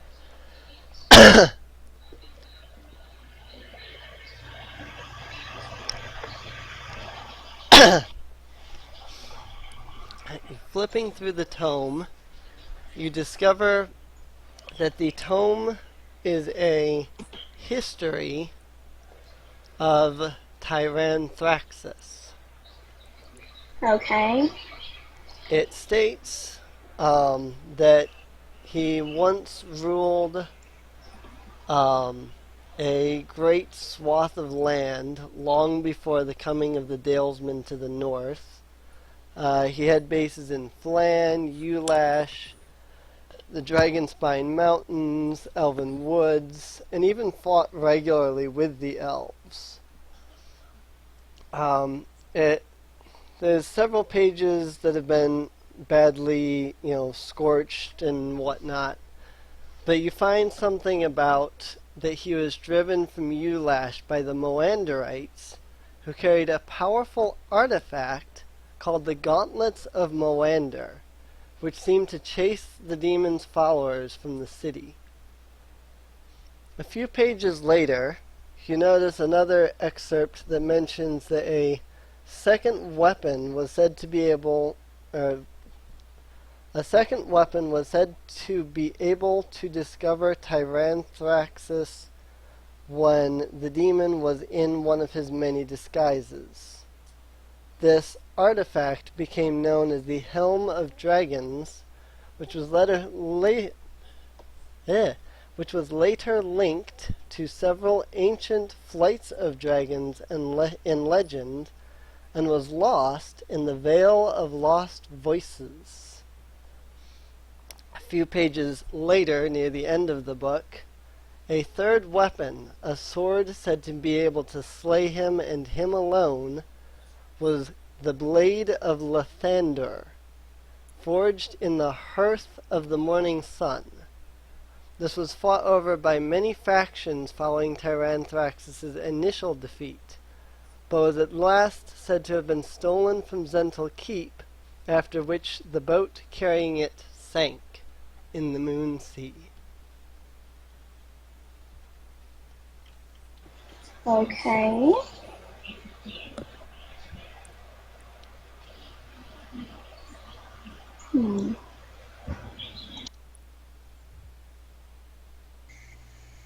I will share this discovery with the group. Okay. Was it the moon sea? The sea that was next to our starting town. Yes, the Moon Sea is there next to Hillsfar. Ah. At least we know where to go next. Anyway, Amon's actually going to hand the scroll they found to him, to Kaliel, saying, "Here, it's got Disintegrate, Knock, and Arcana Lock. Maybe you can do something with this." Preferably using that first one on under Dotha if we have a chance.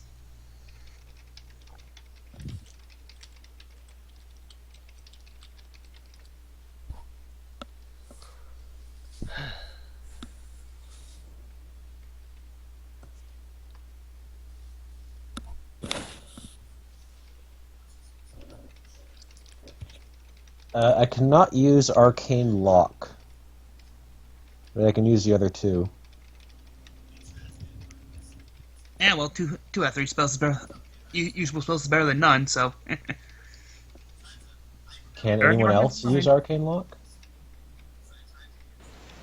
I don't at least. I don't know.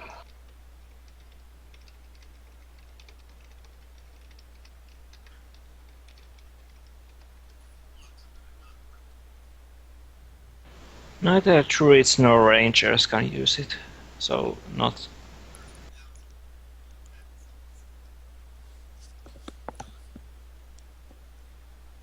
I know Rangers can't, I just looked.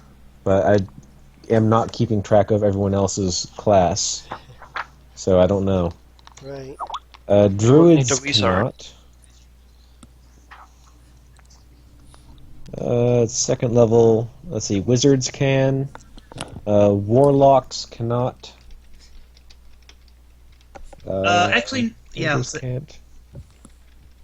Druids can't. Bards can't. Clerics can't. Paladins. Okay, so is anyone a wizard? They're the only ones who can use it. Afraid I'm not. not surprised. I mean, it was called Wizard Lock. Yep. Well, that's the thing. Yep. Alright, well, we got the other two. That's so cool. Yep.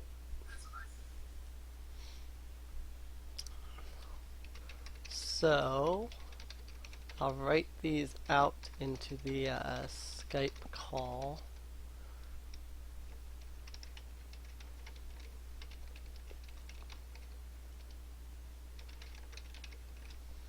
But yeah. So, well, we discovered what happened to the wizard.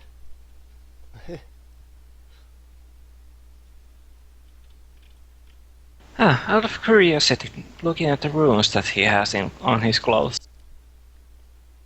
And that's a 5 on Arcana, never mind. Oh well.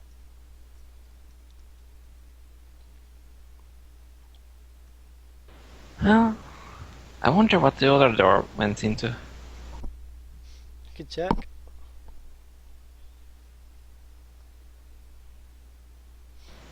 Or was there another door in this room?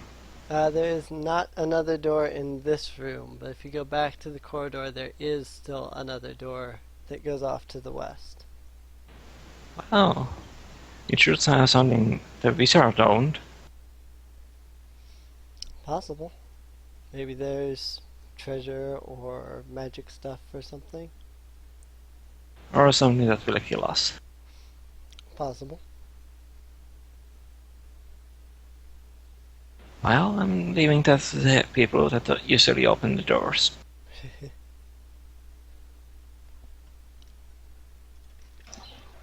Well,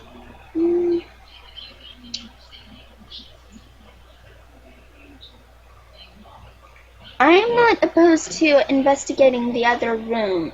We might find something that to aid us in our fight against Radatha.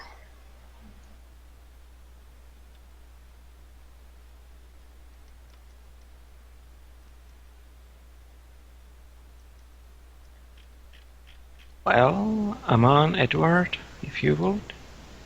Alright. As soon as that gives me the go-ahead. 11. It looks clean. It's clean. Okay, everyone ready to rack. Everyone ready for full salvo release in case there's something tries to kill us. Sword ready. Yep. And snap open. You swing the door open with your thaumaturgy.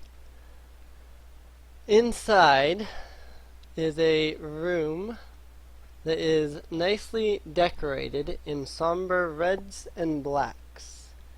Contains a bed with a comfortable mattress, a full-length mirror, and a large, spacious closet filled with colorful crimson robes and capes.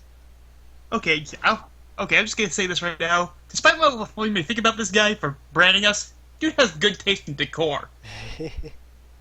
Ah, that looks pretty. Halima goes up to the mirror to look herself in it. Right. Looting time! We're robbing this guy. We're robbing a thief blind. That's funny. It all looks gaudy. I like the mirror. Would it fit into the bag of holding you have? I mean, Pocket does it- folding? yeah, pocket of holding. I have a bag of holding. Yeah, a bag of holding and a pocket of holding. Somebody could hold that mirror, probably. Yeah. Put it in my pocket. And Pick up mirror. Put away mirror. What did you just do with that? Just put it in my pocket. Sounds reasonable. Yep. What do I have in my pocket? How about So that? many things you don't even want to know. Right? Um, Wasn't get doggy. So somebody is investigating the room, searching for loot, right? I think we all Yep. are at this point. All right. It's pretty much come down to Petty. We're pretty much, like I said, it's Petty robbing this guy blind at this point. Exactly what is each character searching through? For anything of use or Well, yeah, something but, unvaluable. what are you searching through? Like, is somebody who's searching the closet? Who's searching Yeah, the Wait, bed? Halima's taking the clothes. Hey Emily, Hmm? just roll something random and I'll collect it. Okay, I didn't hear all the options of stuff that was searchable because loud. I I was heard- just kind of like saying like things in general. Like, there's a closet, there's a bed, there's the mirror. Halima's by the mirror. Well, Selena here's- will search the closet. Oh, Jim's gonna go to have some, bed. yeah, he's probably gonna have some sort of personal chest in here. So look for that, and then Check under the bed. Jim's checking under the bed. There isn't a personal chest, actually. Jim, something bites you. Make a Constitution saving throw. Oh, son of a bitch. This is why I needed to know who was searching where. That Dane's gonna get punched, by the way. I didn't mark it again. I don't think I have Constitution. That was one of my modifiers. No. Roll a d20. 10. Roll a d20. If it's a 5, you fail. If it's a 15, you succeed. If it's somewhere in between, then worry about your modifier. Right. I have 10. 10. Alright.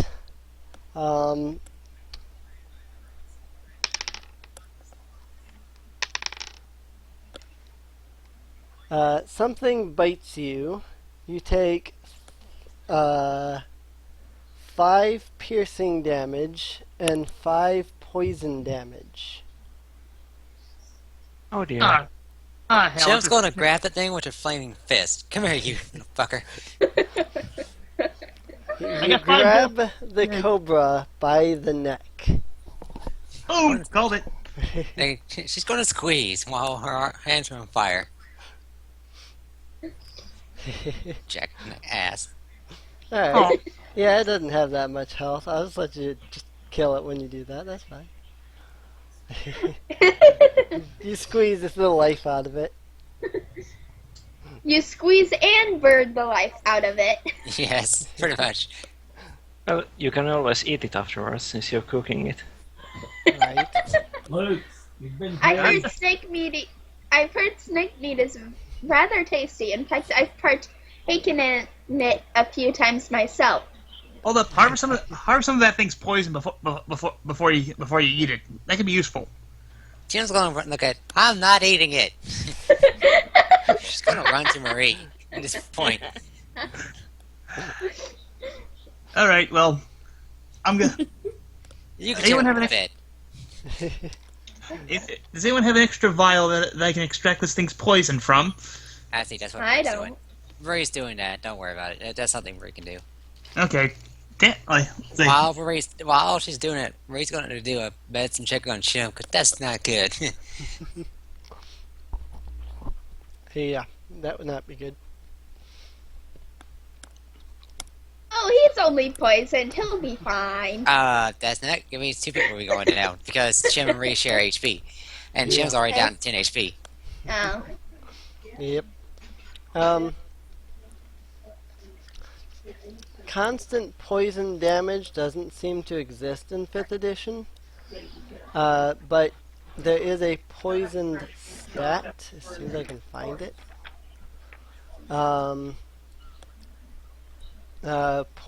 A creature that is poisoned has disadvantage on attack rolls and ability checks. The poison would last about a minute. Okay. See? She's fine. Jim's going to be like, okay, who wants to check under the bed now? I ain't doing it. Oh, Jim, you can check again. I'm pretty sure that's the only cobra under there. You could check it, Fatty. I mean, Heavy. I'm checking the closet. Damn it. Well, you can always set the set the bed on fire. Okay, Chimp's going to go check underneath the bed again. This time using her hand in front of her so she could see under the bed. I was actually going to volunteer to look under the bed, but okay. Alrighty. There are no more cobras under the bed. I'm still uncertain why there was a cobra under the bed, but whatever. Under the bed is a large, well, not large, but fairly good sized, gold encrusted strongbox. Call, what's in this thing? How big is it? Because she's going to open it. She's going to try to open it inside, underneath the bed. You wouldn't be able to get it open under the bed. Okay, fine. Then the party just sees here's a slide.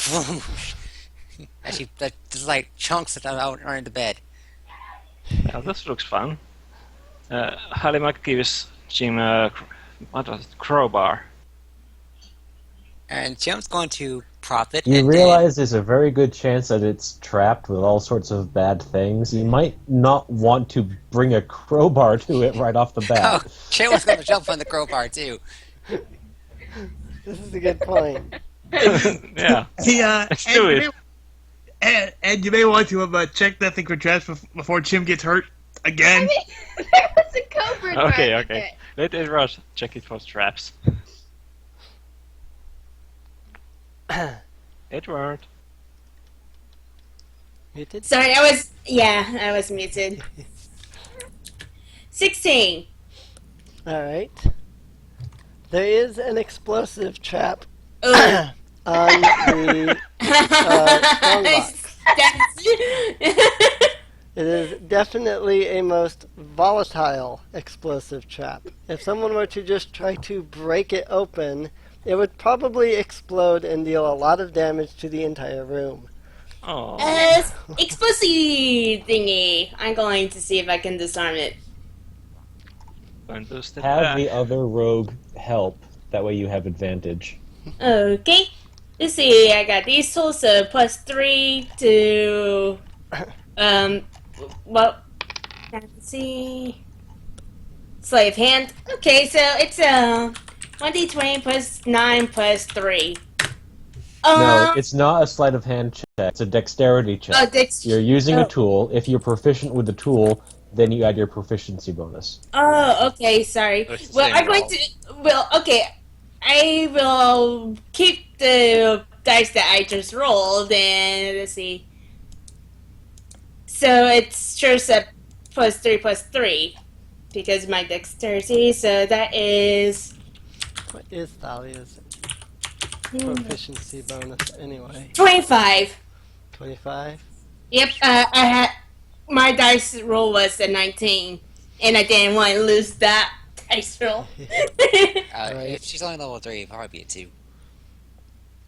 She's level 4, but yeah, it's a 2. Okay. She's a level 4 rogue. Which is good because she rolled a 17 plus a 3 for 20 plus a 2 for 22. So 22 and what, 25? Actually, if she used the help action, then it would give Edward a advantage on the check Oh, okay. rather Well, than just I doing it don't think I himself. could get anything higher than a 19, though. Then she Yeah, grows. but Then I'm just explaining the mechanic. Yeah. Right. I didn't see the help thing, so I just thought that they were both trying.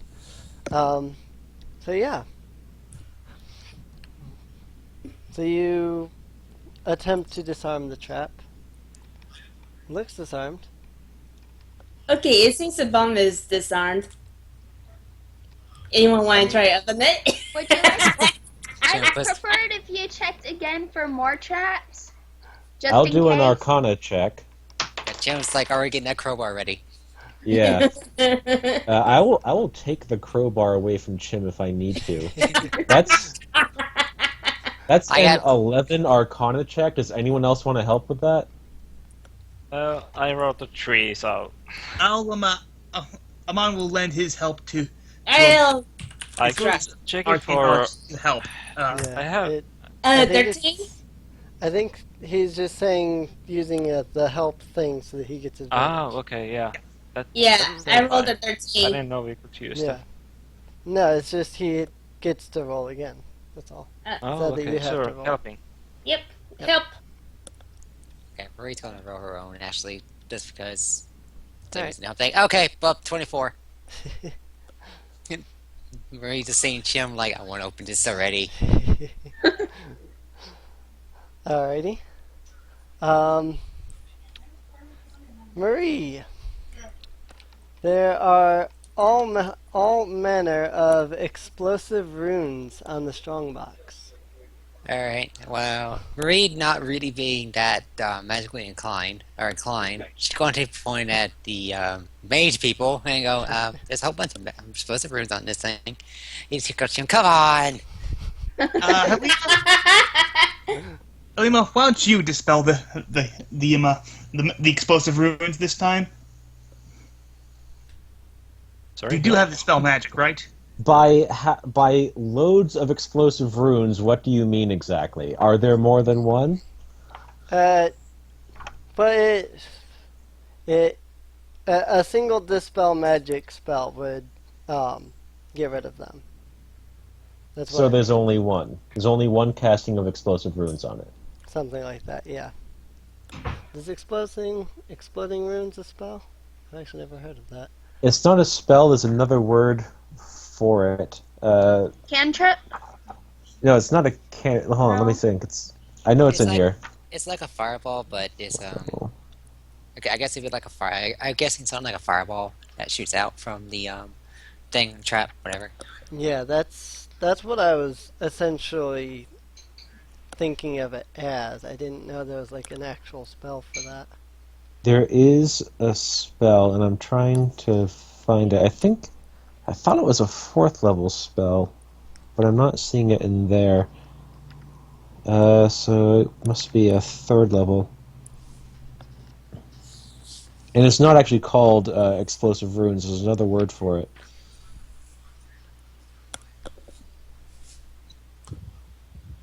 Oh, glyph of warding. That's what Oh, it is that is. Yeah, it was actually Glyph just of like that. warding covers a spell glyph and explosive runes. Alright. Da-da-da. requires a successful investigation check into spell save DC. Hide what triggers the glyph when you cast a spell. Until dispelled or triggered. Object. Oh yeah, explosive runes. Interesting. I didn't actually know there was an actual spell for that. Alright. So yeah, it's a...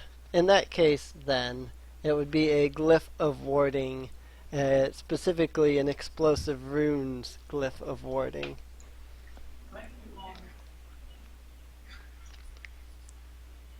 You know, someone really doesn't want us to go into that chest. There must be something pretty good inside there. Well, Well, I if someone could wants to dispel it, there you go. I can spend my other spell slot of the 2 I have if you want. Oh wait, I'm the only one with three level 3 spell slots? Crap. Oh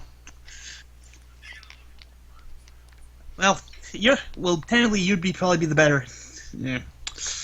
Well, I only have 2 slots. I no more of any level. Okay. I'll open it and save my last third. I'll save my last third spell slot for healing when we really need it. So yeah, dispel magic on the glyph of warding. Alright, Alright. Chim's gonna look at you guys. Anything else? Okay, you know what? I'm going to double check. Just for Chim's sake. 11 investigation check. Seems clear. Seems clear. Go ahead, Oh, hi, Chim. Jim. And we all back away from the chest. Alright. Hey, thanks, guys. See, it immediately prompts to crowbar up. It then jumps on it. Alrighty. Is there like a strength check or something you make with that? Or is that just like a automatic thing? I would think it'd be a straight tip, but she's using her whole body. This is true.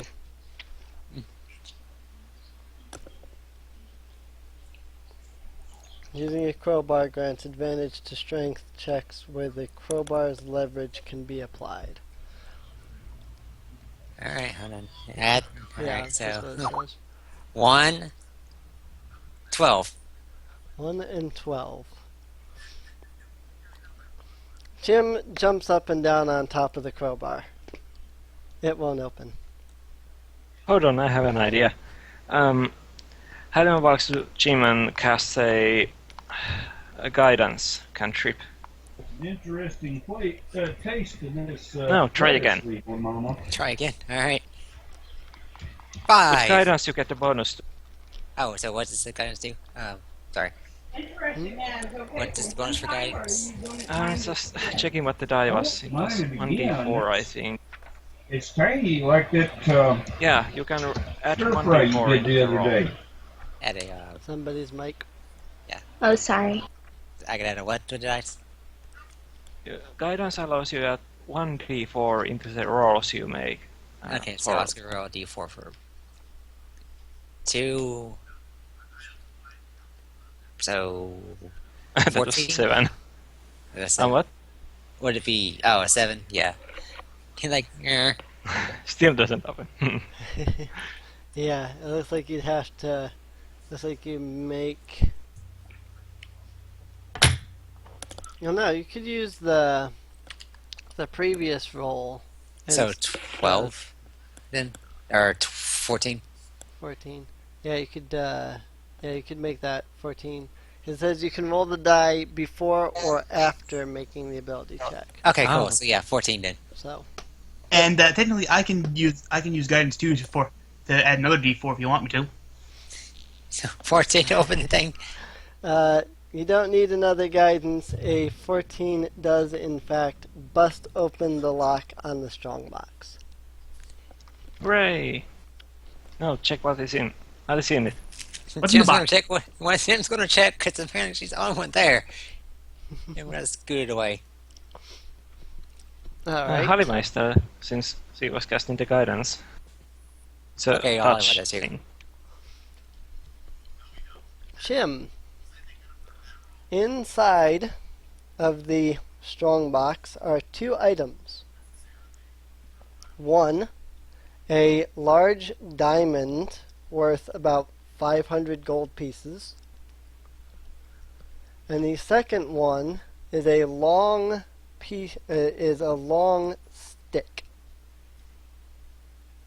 What's your Go ahead. stick? She's going to immediately turn to the sorceress and be like, "Hey, I have a stick for you. It's nice and I'm long. going to approach. It's long. And how long is it? I don't know. I feel that's a setup for a joke, but seriously, how long is it? I'd say it's about 8 inches.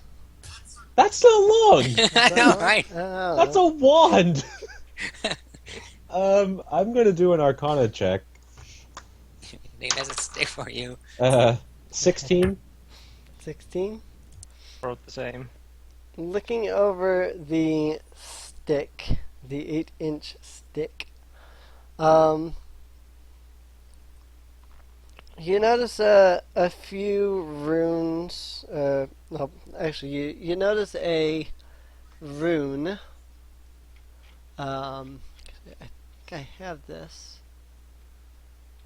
No, I don't. You notice a rune on the bottom of the wand. Okay, apparently it's not a wand, it's a rod. They changed it. The rune on the rod that you are currently holding, it almost seems like the rune is changing as you're holding it.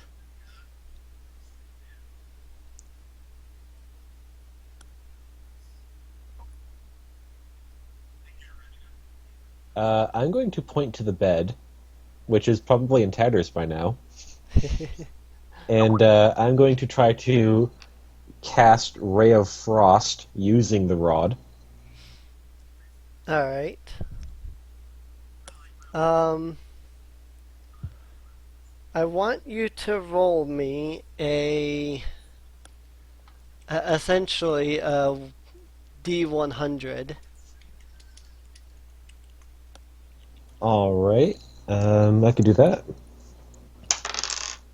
So, 57. 57.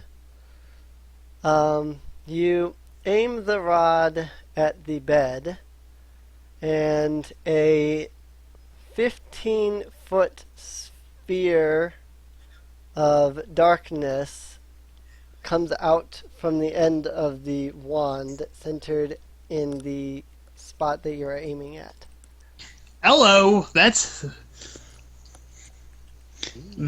pretty nifty piece of magical equipment that we found there.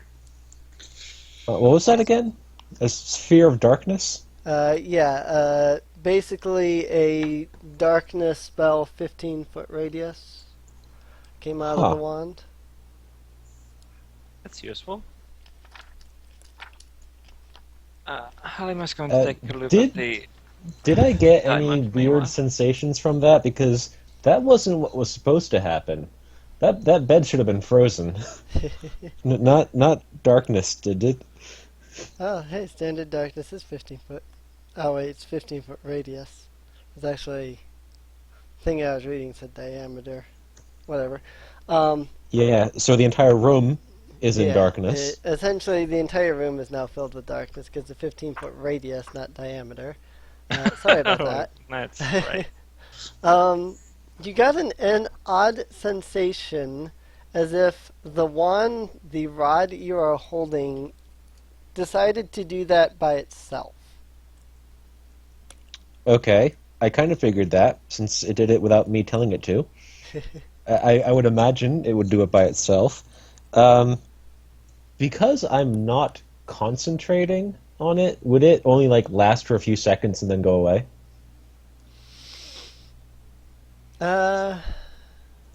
Probably. Okay. Doesn't really say. Well, yeah, it does say if it's a casting a darkness spell, then Yeah. the duration is concentration, which means you have to be concentrating on it. Yeah. No, I meant the rules for the rod. They don't specify. It just says darkness 30 foot. So. Huh. All right. Well, I'm going to make the assumption that this rod makes darkness whenever I try to cast Ray of Frost through it. So I'm going to stick it onto my belt. What was the other thing that was in there? The other thing that was in there was a gigantic diamond worth about 500 gold. Unless And it's not Halima's gigantic. appraising it at the moment. So. And she was like, I got bitten for that.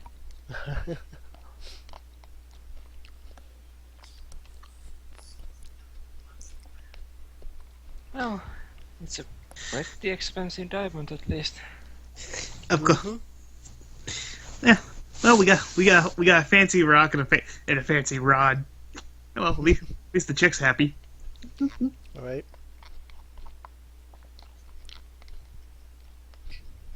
Well, there's nothing else left except go after.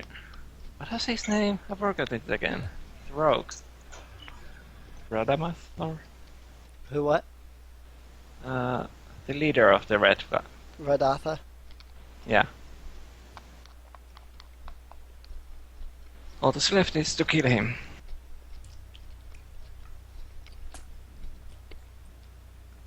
Anyone up for it? Well, not today. Because Well, it's at already least the guard. 6:30. Yeah, Yeah. Jim and Marie and Jim have the rest. Because I'm actually pretty hurt. I would say we should have a rest and then go for Radatha Oh, yeah, Alright. because, yeah, 'cause later. Jim and Marie are hurt. Like, they have 10 HP. Oh, okay. Yep. Well, let's take a rest in this room. There's a bed and all. Taking a short rest. All right. Well, in that case, you all stop and take a short rest, and that seems to be how we end every session. With some kind of An rest. hour later than usual this time. I later than usual this time, but we also started like half an hour later than usual as well. So And I joined a half hour into it, apparently. something like that. 'Cause we didn't even get started till like 2:30 because we were having Skype issues. I figured that from the chat. So Hey, Yeah. nothing blew up. It was a success. yeah, 4-hour podcast. Most of our podcasts are 3 to 3.5 hours. This is a 4-hour one. Nice. Actually, this is a good question. Is there anything else to search for in the room? Because I know we did the bed, Yeah. but I was searching through Yeah. the closet. I tried to tell Emily to just do some random roll for Edward because again, man, this shit. Yeah. Well, Yeah. the thing was is I had to know who the cobra was biting. So, Chin. for whoever it was that was searching the closet, there's a bunch of colorful crimson robes. No They may coins or in may the not be pocket? magical. You have no idea. I don't know. No coins in the pockets? No Well, coins if in you're the going to pocket. rest, then Halima is going to check the clothes. For the person that was checking the mirror, I mean it's a mirror. Well, Halima was doing. I think they Yeah. were checking themselves. Yeah, pretty much. Right. I just remember somebody saying, "I'm gonna go check the mirrors." I figured I'd answer that. Yeah. a steady believe- beat begin. The bard begins playing a steady beat. I'm too sexy for my pocket. Too sexy for my pocket. I can poison you and I can poison you, Bard, and make and make vines and shoot vines through your head. Do not tempt me. Alright. Aren't we Maybe the that's close, at nicest least. rescuers? Sorry, say again? Aren't we the nicest rescuers? No, I meant Hane. It sounded like you said something. Just wonder if there's any nice clothes. It's pretty nice clothes. I mean, they all So look she pretty doesn't have to fancy. wear any common clothes anymore. I mean, they're all red. They're very much Red Wizard of Thay robes. Very this clearly. is robes. How do you feel enter closet with just red robes? Hmm? How do you feel enter closet with just red robes? Is it Do red you watch Person who Mythbusters? loves red robes. Yeah, Do just you ever watch the show Mythbusters? sometimes used to long ago. All right. Well, you know one of the guys, Jamie Heineman, the guy with the white shirt. He always Yeah. has a closet full of white shirts of the Yeah. same kind. Yeah. So you could ask him. He'll probably give you an answer. Right. Right. She's going to spend the rest doing an arcana on the closet and other things in the room. Actually, I Right. got a question for Emily. Would the princess might have heard of Edward since he's governor of? He's a pirate governor. The last place that Nikasha had visited was the Tri Islands or whatever it is that he's the Yeah. governor of. So, I don't know. Would they have said something while she was there? Maybe. Well, wouldn't it Like be governor Eric's snap. imposters? I mean, ever had to deal with pirates trying to sneak into the mansion? Right. His mansion, so. Yeah. Like I said, it really is dependent on, it was the last place she visited. That was about 2 months ago. Basically, like in the Monkey Island series, anyone know who Governor Marley was, and that Right. is, Right. yeah. So I'm that's sure why. that somebody probably made a passing mention if if Edward wasn't there at the time. I'm sure Yeah. I'm sure she has at least heard of him. Yeah. So And the family has this election campaign where the tagline is like, when there's only one candidate, there's only one choice. Well, one. Yeah. yep. One vote. Yeah. Choose the one who will backstab you. I mean, not backstab you, does.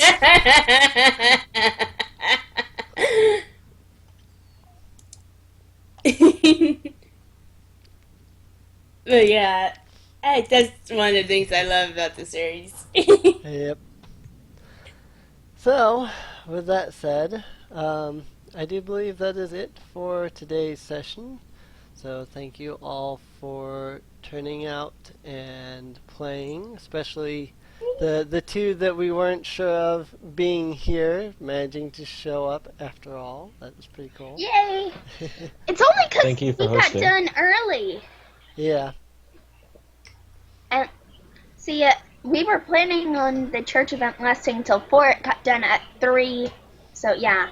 Yeah, that's like the barbecue that I had that was on the October 12th that I figured we'd be leaving And at then like it rained 4. and got canceled. Yeah, well, it didn't get canceled. It's just nobody wanted to hang out under a pavilion in the rain.